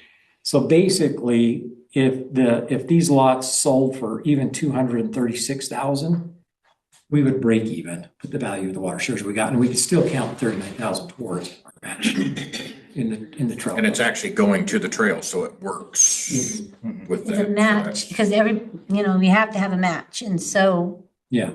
We've already discussed this same philosophy and strategy with MAG, and they've said that's how it works. So we're not pulling fast one. Yep. Because it becomes our land and we're donating the land to the trail, and that's part of. Part of purchasing part of the right away purchase. towards the project, because it is included in the budgeting to purchase right away. And if we purchase it, regardless of how we do that, we can count that towards our match. Okay. And the developers know about the two different numbers and they're fine with it? Yeah, we negotiated Right that. You're like, we're here. I just want to make sure they're fine with the The numbers. reality is that number is actually low too. So if you're using it for that purpose, Yeah, it would depend on the value of the lots at the time we do it. yeah, It could possibly be more. that 350 is to kind of bolt like a wholesale value. Yeah. And if the value goes up, And our match goes up. Matches up, yep. For your sake. Right. I would There's be- smaller lots in Four Seasons that are selling for that much currently. And so bigger house, yeah, well, sorry. So the those Four market Seasons value. are smaller at that value. So these are larger. It potentially could go for more depending on the market and when the economy is and all that. There's still 5 additional shares that would have to be set aside for the developer, purchase fee in lieu for the developer. I think it's 12.6 is what's going to be required for the development as a whole. But I think this gives us also some, a little bit of buffer to feel secure in what we're doing. I was a little nervous about pushing it right to the limit because you never know the market. At least this gives us a little bit of buffer. How many surplus shares do we have? And that's considering build out, right? Yeah, so we've got almost enough for build out. However, and so that's why we offer fee in lieu of them bringing water shares. If at any point though, we feel like we're not secure, we just require the developer to bring it like we have been. And the developer still has the option to bring it if they want. And one of the points you explained to me before is that if you don't use them after so many, if you have too much surplus for too long, the state can withdraw them from If you. you can't demonstrate a need for them, they can take them back. So. Yeah, if we had a significant excess of in excess of what our build out would be, at an audit, they would say, you have too many water shares, we're taking this back, and we wouldn't get anything out of it. It'd actually be, Yeah, there wouldn't be any value. it's not like, Yeah. they're gonna pay market share for it. It just, you don't need it. And So I think this is a win-win water's for us because then we don't have to come up with the cash. We've got This is great. something we've already got excess of that we can use and not have to come out the cash out. And so with this presentation that you've given us, and then if we decide to go with this model, then you would feel more comfortable going for the grant for the trail, phase 1 trail. Well, would we be comfortable? It's Well, us that gets to he said decide. that- he said the It's word council that gets, possible. the mayor doesn't get to decide I either. mean, he said possible. You guys He's get to gonna make the do it choice whether you go for the It's grant. us. So, How yeah. comfortable do we feel? Right, but he would be writing it and executing it, so So- that's why I was putting it that Question on the way. grant, so for the in-kind, the portion, what else would we do for that? The work. To make up the labor and the, So your options are labor, cash, right away. So that would be something I think we'd look at now.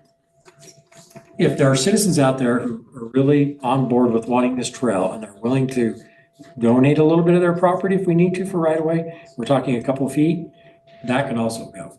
okay, As part of our match. so we Just could like a probably in-kind. accumulate that pretty easily. Yeah. Probably. And this segment right here that we're looking at is the one that needs, this segment from the mailboxes up to the city center is the one that needs the most right away. And there was kind of a hole right there where we did. Yeah, our road kind of does Well, this.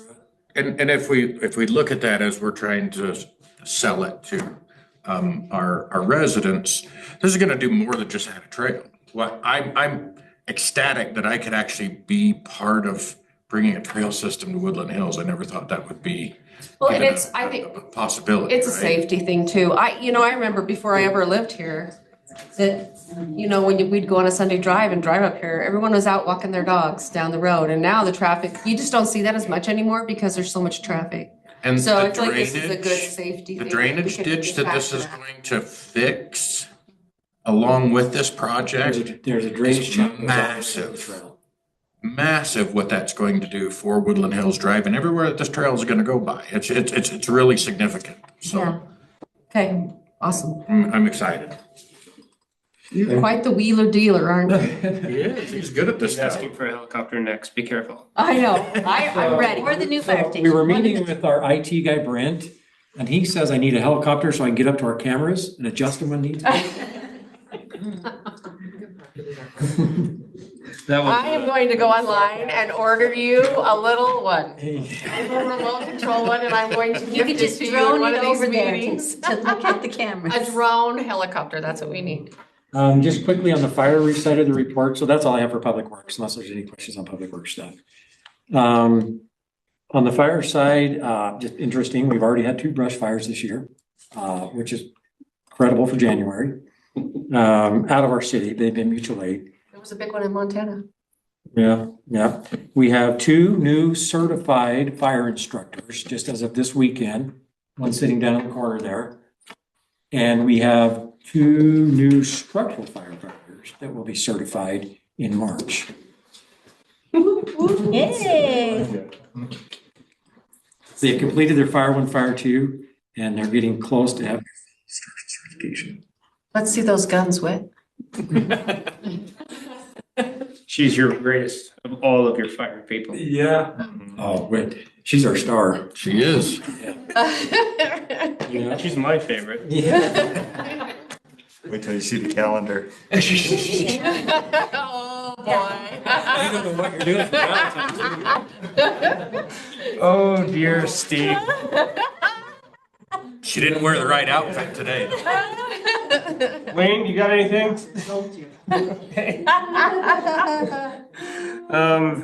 Perfect.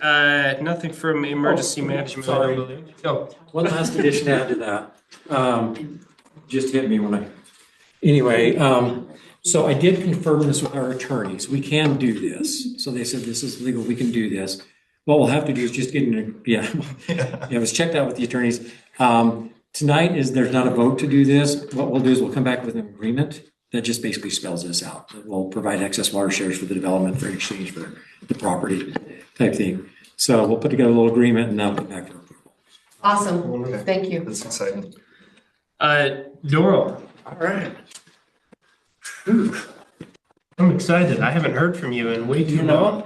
This is You're in more, the wrong seat. this is more intimidating than sitting up, I'm talking at you, not with you.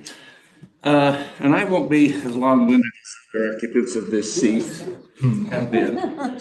But I get to report on the most important organization in Utah County.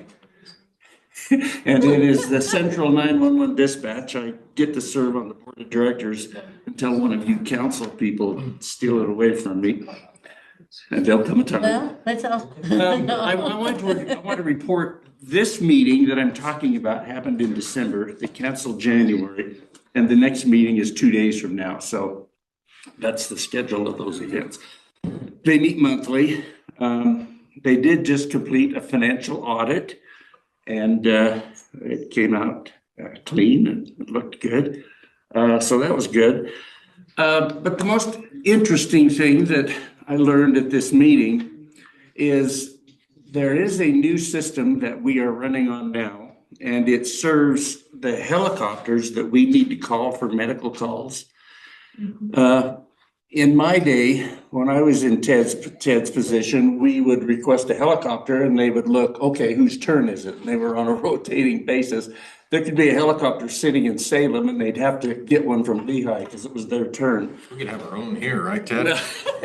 Well, this is. I kind of think there's something going on So we do need a helicopter. These reports back to back. Now, the helicopters for medical calls now all have a GPS location that appear on a screen at dispatch when we request a helicopter for medical. They look at the screen and they say, oh, that's closest to Woodland Hills, and they'll send that one immediately. So I love the new system. It's working really well.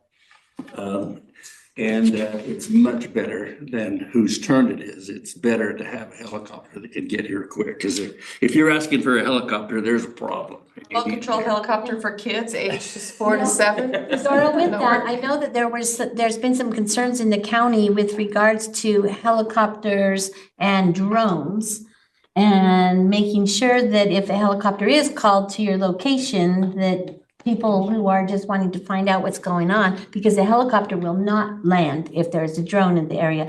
So I think that would be something when you write a report up that people just know. If you see a helicopter come to Woodland Hills, do not put up your drone. That would be a disaster. Because I think people just don't think about that. They would have to fly away.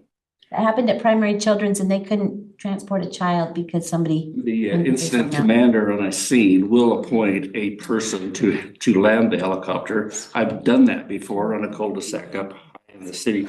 But yeah, you've got to be aware of all those things. And you're right, they would not land. In addition, these helicopter GPSs are including the states that surround Utah. So we could just as well get a helicopter from Ely if that was the next one available, or if the others were all busy. So that's a pretty neat system. Last October, new topic, last October, a rodent cut the fiber line into dispatch. This happened at noon and they were down till 8 p.m. The thing that happened is when they could not receive 911 calls, they all went to Summit County, which was a mistake. Summit doesn't have the personnel to handle the number of calls for our dispatch. This just happened automatically. And so dispatch, learning that in Spanish Fork, they said, if we have that problem ever again, they need to go to Metro. And Metro is Provo, Orem's, their big dispatch center. So that disaster was not good, but they did get 911s answered through Summit while that occurred. But it was kind of a crisis. So they used to have 2 lines coming into their center when it wasn't fiber, but when they rebuilt their center and they switched to fiber, they just had 1, and that's the one that Gopher got. So it was and there are other things they're doing for handling emergency calls in those situations. The thing I learned also is that telephone calls that are non-emergency to dispatch weren't answered at all. And they pointed out that was not good, because people are using those old lines for dispatch, and they're using them too often. They should be using 911. In many cases, they're getting calls that is in the wrong channel. So be aware of that. And as people talk to you about that, I know myself, I've called the other regular 7-digit number and not used, or what is it, 10-digit number, and it wasn't right. You should have used 911. So be aware that those are overused and need to go to 911. Is it that people are just not, That we've really trying to advertised. decide? Right, we've advertised that other number because we say if it's not an emergency, use this other number, but it's now happening too often. Yeah, which does help. So people are afraid to say I have an emergency. They're afraid to say it's an emergency when it is. So it actually helps because people are calling at least something and getting some response, and the dispatchers know what they're doing because it's the actual dispatchers that call. I call that number all the time because I do the reports for our fire department. And so it's good in that way, but again, now that we've taught people to call at least something, we now need to teach them to call the right numbers. Okay. The last thing I'll mention is the board of directors indicated that fire chiefs need to attend the operations meeting that is part of dispatch. The operations meeting is really important. It's where all the chiefs sit down with dispatch and talk about operations. They talk about, how do we do this? How do we do this? And believe it or not, a lot of cities around us never send a representative. But I'm proud to report that our chief goes to every meeting and they love you when you attend meetings. So that's an important one. The other thing. It'd sure be easier to get there if you had a helicopter. Go ahead and say it. Well, I think We're starting small. we could use that. The other meeting that our chief attends regularly is the Utah County Chiefs meeting, and that's a valuable thing to attend too. So. Okay, are you done bragging about Ted? No, I can go on for a long time. Well, thank you. If you ever feeling you have anything that makes sense to be put in the newsletter, you feel free to still write that up and send it over to Janet. I did send Janet something, but I won't talk about it yet. Do you remember that? Yeah. Okay. Yep. Feral cat. Okay, perfect. Yeah, you're not on the agenda for feral cats, darling. Okay, we're gonna go to now mayor and city council reports. You'll see on the agenda, and this is something I'm about ready to break, but if we can keep these to 5 minutes or less, if we have a more extensive update, let's, if we can, let's type them out beforehand. We'll add them to the minutes.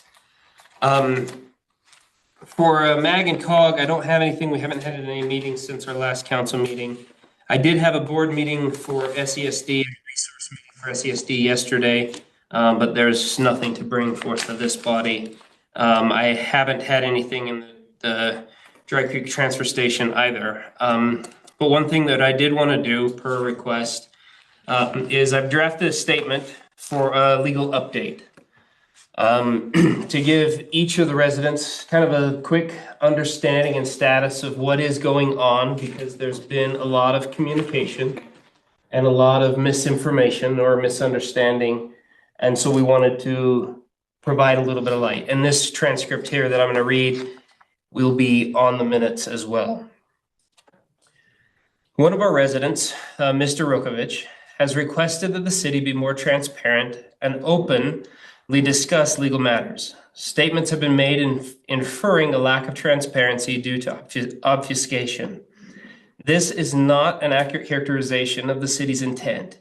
In my opinion, the lack of focus on the constant legal issues has been a desire to protect certain residents from judgment or estrangement within our community. However, since information is being demanded by one of the parties in question, I have chosen to make as much known as is available through Grandma Law. I still ask, however, that this information not be used against any individuals within or out of our good city. One of my primary goals is to bring us together, and I fear this level of detail may do the opposite. In response to Mr. Rokovich, I gave a high-level overview in our last council meeting. Since that meeting, Mr. Rokovich has demanded far more detail to the complexity of the ongoing legal stress forced upon our city. Because of this further request and a desire for residents to receive facts, this more detailed statement has been placed on the agenda. For clarity and transparency, I will outline the nature and the three claims referenced, referencing certain context-appropriate correspondence, as well as a full picture of litigation to this point. So future litigation matters. These are the full resolved court proceedings that have happened thus far. Multiple district court actions have been filed arising from land use and construction disputes tied to a neighboring residence, and the following have all been resolved in favor of the city. 4th District Court, case number 2004011123. Then Utah Court of Appeals, case number 20210755-CA. The court granted summary judgment in favor of the city, finding no reviewable land use decisions. The case is dismissed on 9/28/2021. Fugis appealed the decision to the Utah Court of Appeals. The Court of Appeals case number 20210755. The appellate court affirmed the district court's ruling upholding dismissal on 12/8/2022. 4th District Court case number 210400494. The court dismissed the petition in substantial part, remanding only a narrow zoning compliance issue tied to the temporary certificate of occupancy to the local appeal authority on 3/11/2022. Thank you. After the remand, the city's administrative law judge dismissed the remand on 3/8/2023. 4th District Court case number 210401118. The court granted dismissal of claims premised on enforcement allegations and limited review of legally cognizable land use decision claims on 3/22/2022. After the remand, the city's administrative law judge later dismissed the remand on 3/8/2023. 4th District Court case number 220400879. Dismissed with prejudice on 11/8/2022. 4th District Court case number 220400323. Voluntarily dismissed without prejudice on 1/24/2023. Collectively, the district court litigation has resolved predominantly in the city's favor. Ongoing court proceedings. The 4th District Court, case number 220400256, then Utah Court of Appeals 20240293-CA, then Supreme Court number 202511043-SC. The court granted partial dismissal on 7/28/2023 and then complete dismissal on 2/23/2024. Fugis appealed to the Utah Court of Appeals. The appellate court affirmed the district court's ruling upholding dismissal on 7/10/2025. The Fugis appealed this to be reviewed by the Utah Supreme Court, but the Utah Supreme Court denied the Fugis petition on 2/5/2026. On February 5th, 2026, the Supreme Court denied the petition of writ of cert, leaving the lower court ruling intact. Fugis may attempt to appeal this to the Utah State Supreme Court, but if it is not accepted by it, or if Fugis do not appeal to the United States Supreme Court, then this case is fully resolved. 4th District Court case number 250411319. The city has filed a motion to dismiss and is waiting for the court to rule without oral argument and have oral arguments on its motion. Vexatious litigation motion, 4th District Court. Due to the volume and pattern of filing, the city has moved under Utah Rule of Civil Procedure 83 to have the petitioners declared vexatious litigants.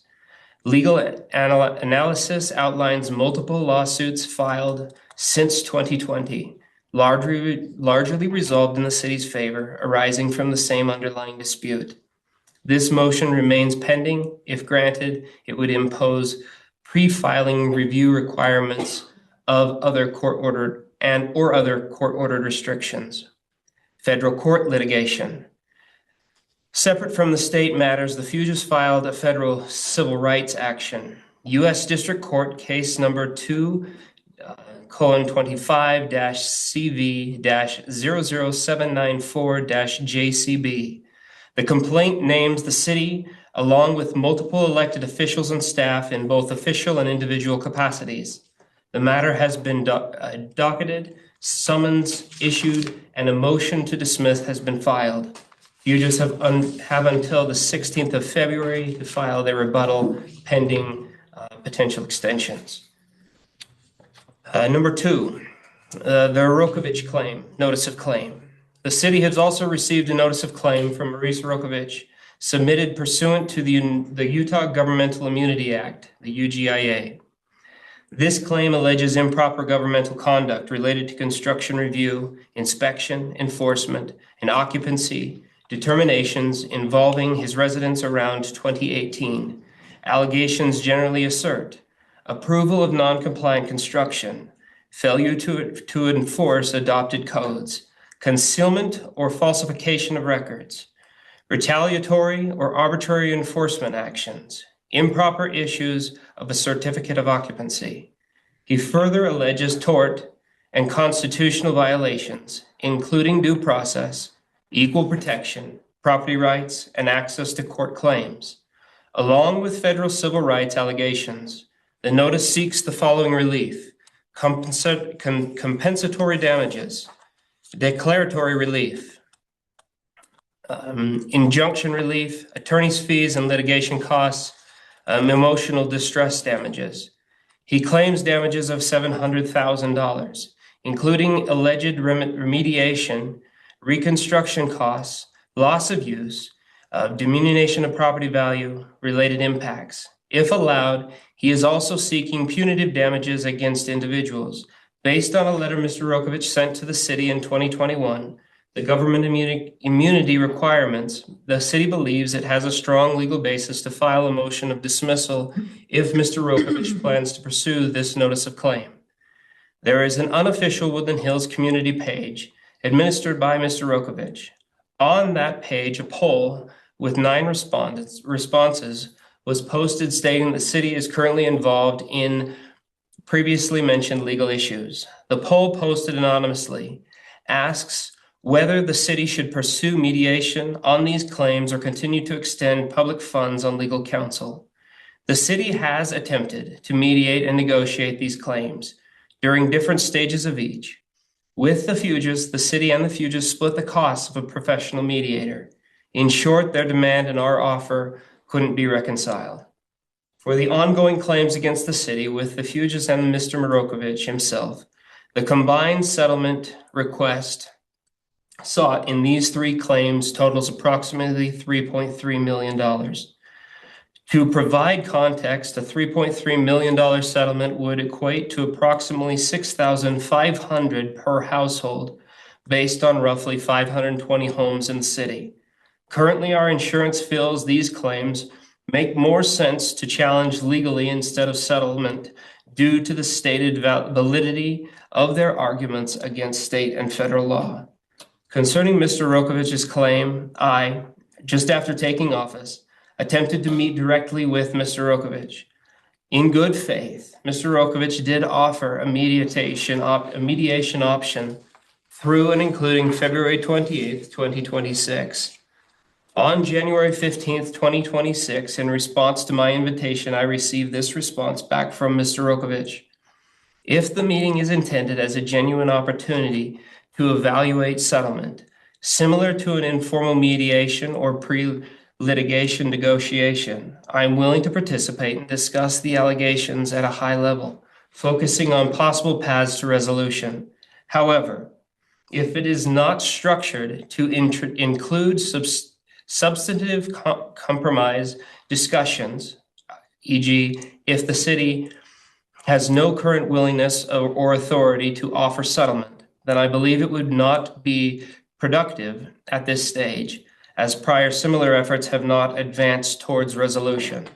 Since the city's elected officials, staff, and attorneys feel the city has not violated the law, and given our attorney's brief belief on the strength of the motion to dismiss against Mr. Rokovich's claims, we don't see a path of mediation being a beneficial use of time and resources due, again, to the distance between cost savings and to the city for mediation versus legal action.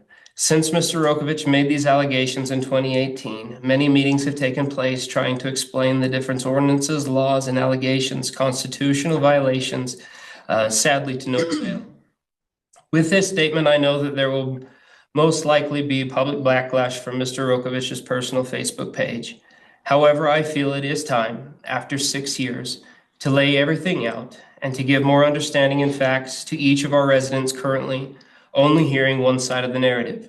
The purpose of this statement is to provide factual information and transparency, and to allow the council to consider whether the city should continue defending these claims through legal counsel or pursue settlement options, recognizing the financial and legal implications of each approach.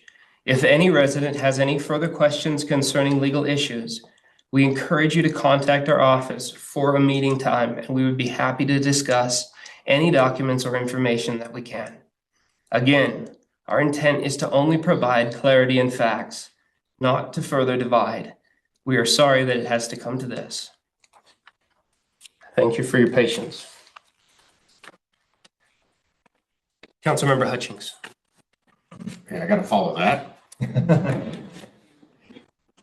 Okay, so we had our meetings with the South Valley Municipal Water Association and the Mount Nebo Water Association this past week. Not a lot really to speak about in the Mount Nebo.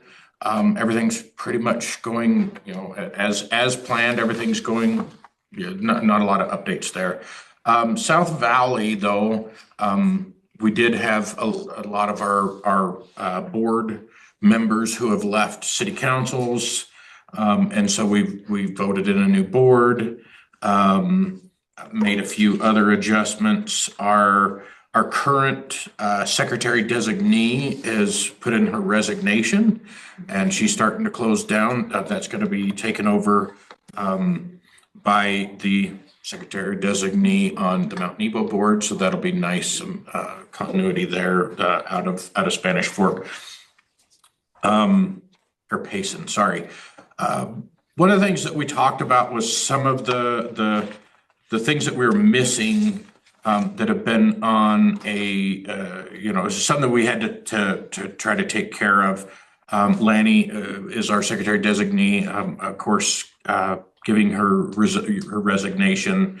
She's going to keep on until everything is up and going. I'm not going to have a problem there. Our attorney is no longer with City of Payson, so we don't have an attorney anymore. Spanish Fork Payson has agreed with their new attorney to take on that role as well. We do, in fact, pay for some of those positions. So it's the attorney is actually covered by the city, but the secretary designee, it's the city giving them time off to do the work. And so they've agreed Payson has agreed to do both of those things. So we've got new attorney, new secretary designee. Technical committee, we had two of our people who led that technical committee who are no longer with their cities anymore. I talked at the meeting, and I came back and talked to the mayor and Ted, and I offered up Ted services. Actually said I would talk to them, and see if Ted's experience with water is highly valuable. And it's one of those things that Woodland Hills can actually do to help with these committees. Ted is an expert in this, and he's on the technical committee. So as part of his duties, but him and Brady Wild out of Salem are going to take over leading the technical committee for South Valley, Utah Municipal Water Association. Looks like there's going to be a little bit of work for them to do. We're looking at maybe even possibly combining those two groups together, if at all possible. That'll take some of the technical committee and the attorneys to work on. So they both have said that will work with them. And so Ted will now be a committee lead on that technical committee for SUNFA. Sweet. Thank you. Councilmember Jones.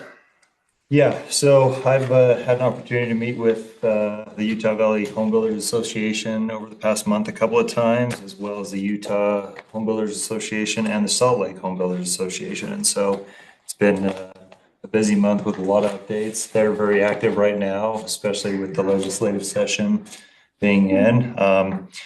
So effectively, one of the summaries is there's a lot of talk of economics, economic health in the country, economic health in Utah. And what the experts are saying largely is that there is still a housing crisis. There is becoming more and more a housing crisis due to an influx of people and not enough affordable housing. And kids staying in Utah too. And kids staying in Utah, yeah. Much like Woodland Hills, Utah has been discovered and people love it. And so we are getting a vast in-migration. We've got great laws. It's a great place to live. And so people are moving here.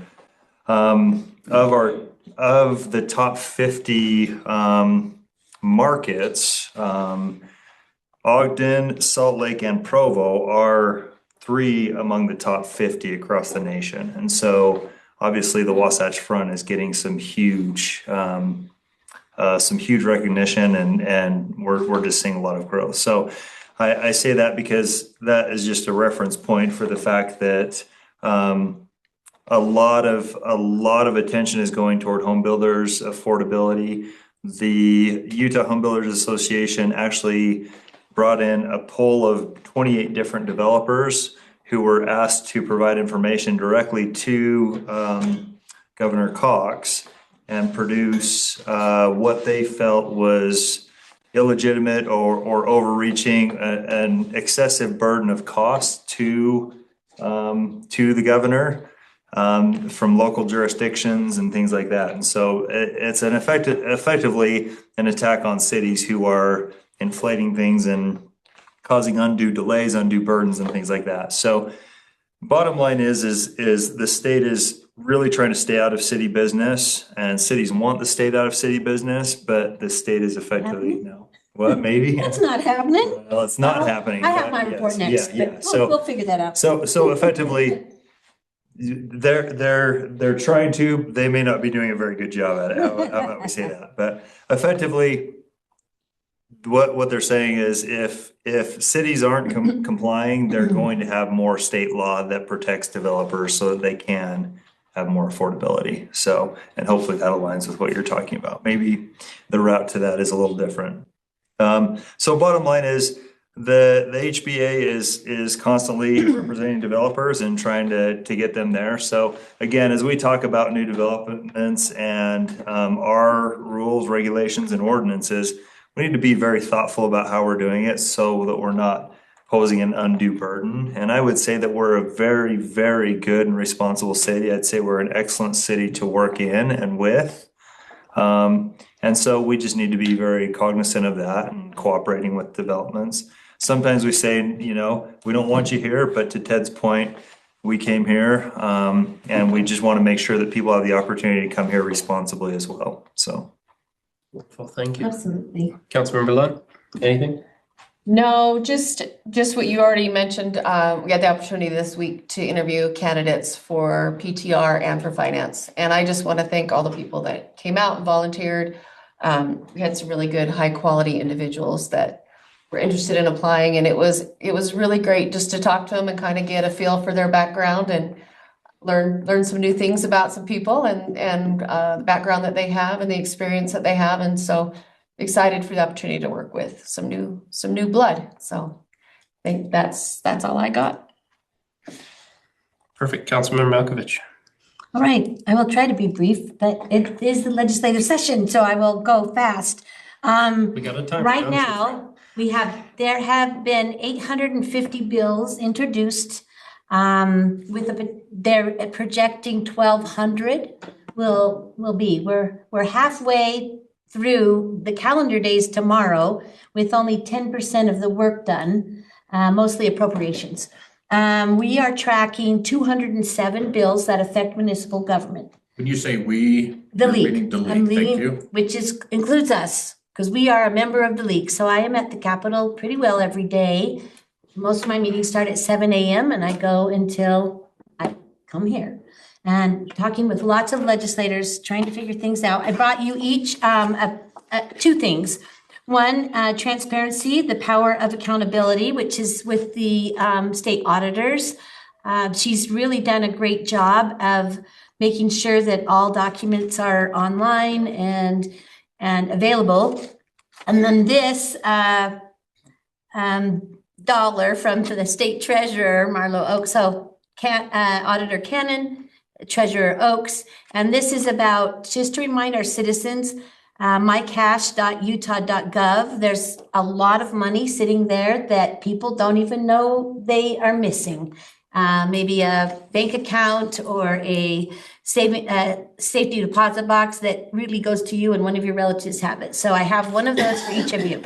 Now, going into some of the things that we are following, we have been a beneficiary of the local administrative advisor program, meaning that the state allocated money for kind of a roving city manager to go to small cities and help connect us with things that we might not know because we don't have a full-time trained person in that role who could keep us on track with updating documents, making sure we're in compliance, making sure we know of all the things that get passed of these 1,200 bills, making sure that we're just in line. Last day of the session last year, they cut out the funding for that.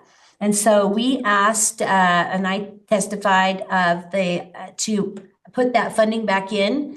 Out of a $39 million budget, it was only $500,000. And it is now, with that committee approved it, and it's fourth on the priority of that committee. And then all of the committees will send theirs to the executive appropriations, and then they'll prioritize them probably in the next few days. And hopefully it stays in that prioritization zone so that we can continue to have those services.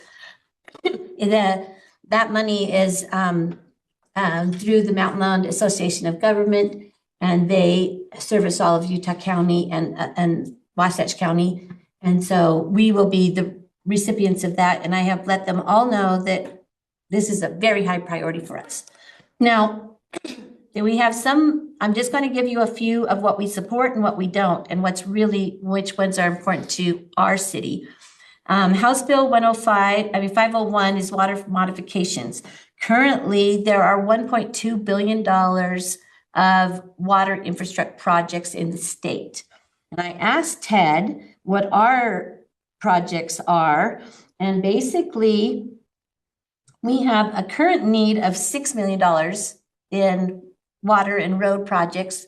And then within the next 20 years, we probably have an additional 6 million in today's money value. It doesn't include any potential sewer or storm water. We have about 500,000 in flood projects that are needed, and several millions more if we are roadside ditching. We don't have, since we're new to, only some residents are in sewer. That's a fairly new pot, so we won't have to replace that. But that just shows you, for our little city, we're millions of dollars with this project. Now, 501, we adamantly oppose it, and I have been speaking everywhere about this, because what it does, beginning January 1st of next year, in order to receive any state funds for water infrastructure projects in our city, we would have to pay into a water infrastructure fund. And the fees would be determined on the median adjusted gross income of our city residents, and times 1.5% if it's only water, But if it's 3%, if it's water and wastewater, and then they times that by the number of connections. Now, that's to be if you want to by next year, but beginning January 1st of 2031, every single city would have to pay into this. Now, I talked to the sponsor earlier today, or one of the guys who's kind of working with the sponsor, and he said that the fee stays in the city first, and that we would keep that money, and then we would be allowed to ask for state assistance for any of these millions of dollars of projects we have. I asked, where does that money land? Is that at the PTIF? Because we're already over, that's why I asked Chris that number of 35%. We're already over what we can hold on to. And they didn't have an answer for me. I also asked about water projects, which we've been trying to save for replacement costs, and this is in addition to those. So we're adamantly opposed to that, and I've already spoke out about it. The other one that we're adamantly opposed to is in the housing market. I gotta get to the right page here because I have it in order. Housing and land use is House Bill 184, Local Land Use Revisions by Representative Ward. It's been substituted twice. This is that applicant can submit a sketch to the city of what they want to do. And the city staff has 5 days to comply with it to determine if it's okay. And then the planning commission or the legislative body has 30 days to approve or deny this request for preferred land use, which is a starter home of 5,400 square feet. On day 31, if the city hasn't taken action, it's just automatically approved. This is really a problem for us because that's denying the planning commission and us as a legislative body to do anything really. It says it's giving us options, but it doesn't. It limits our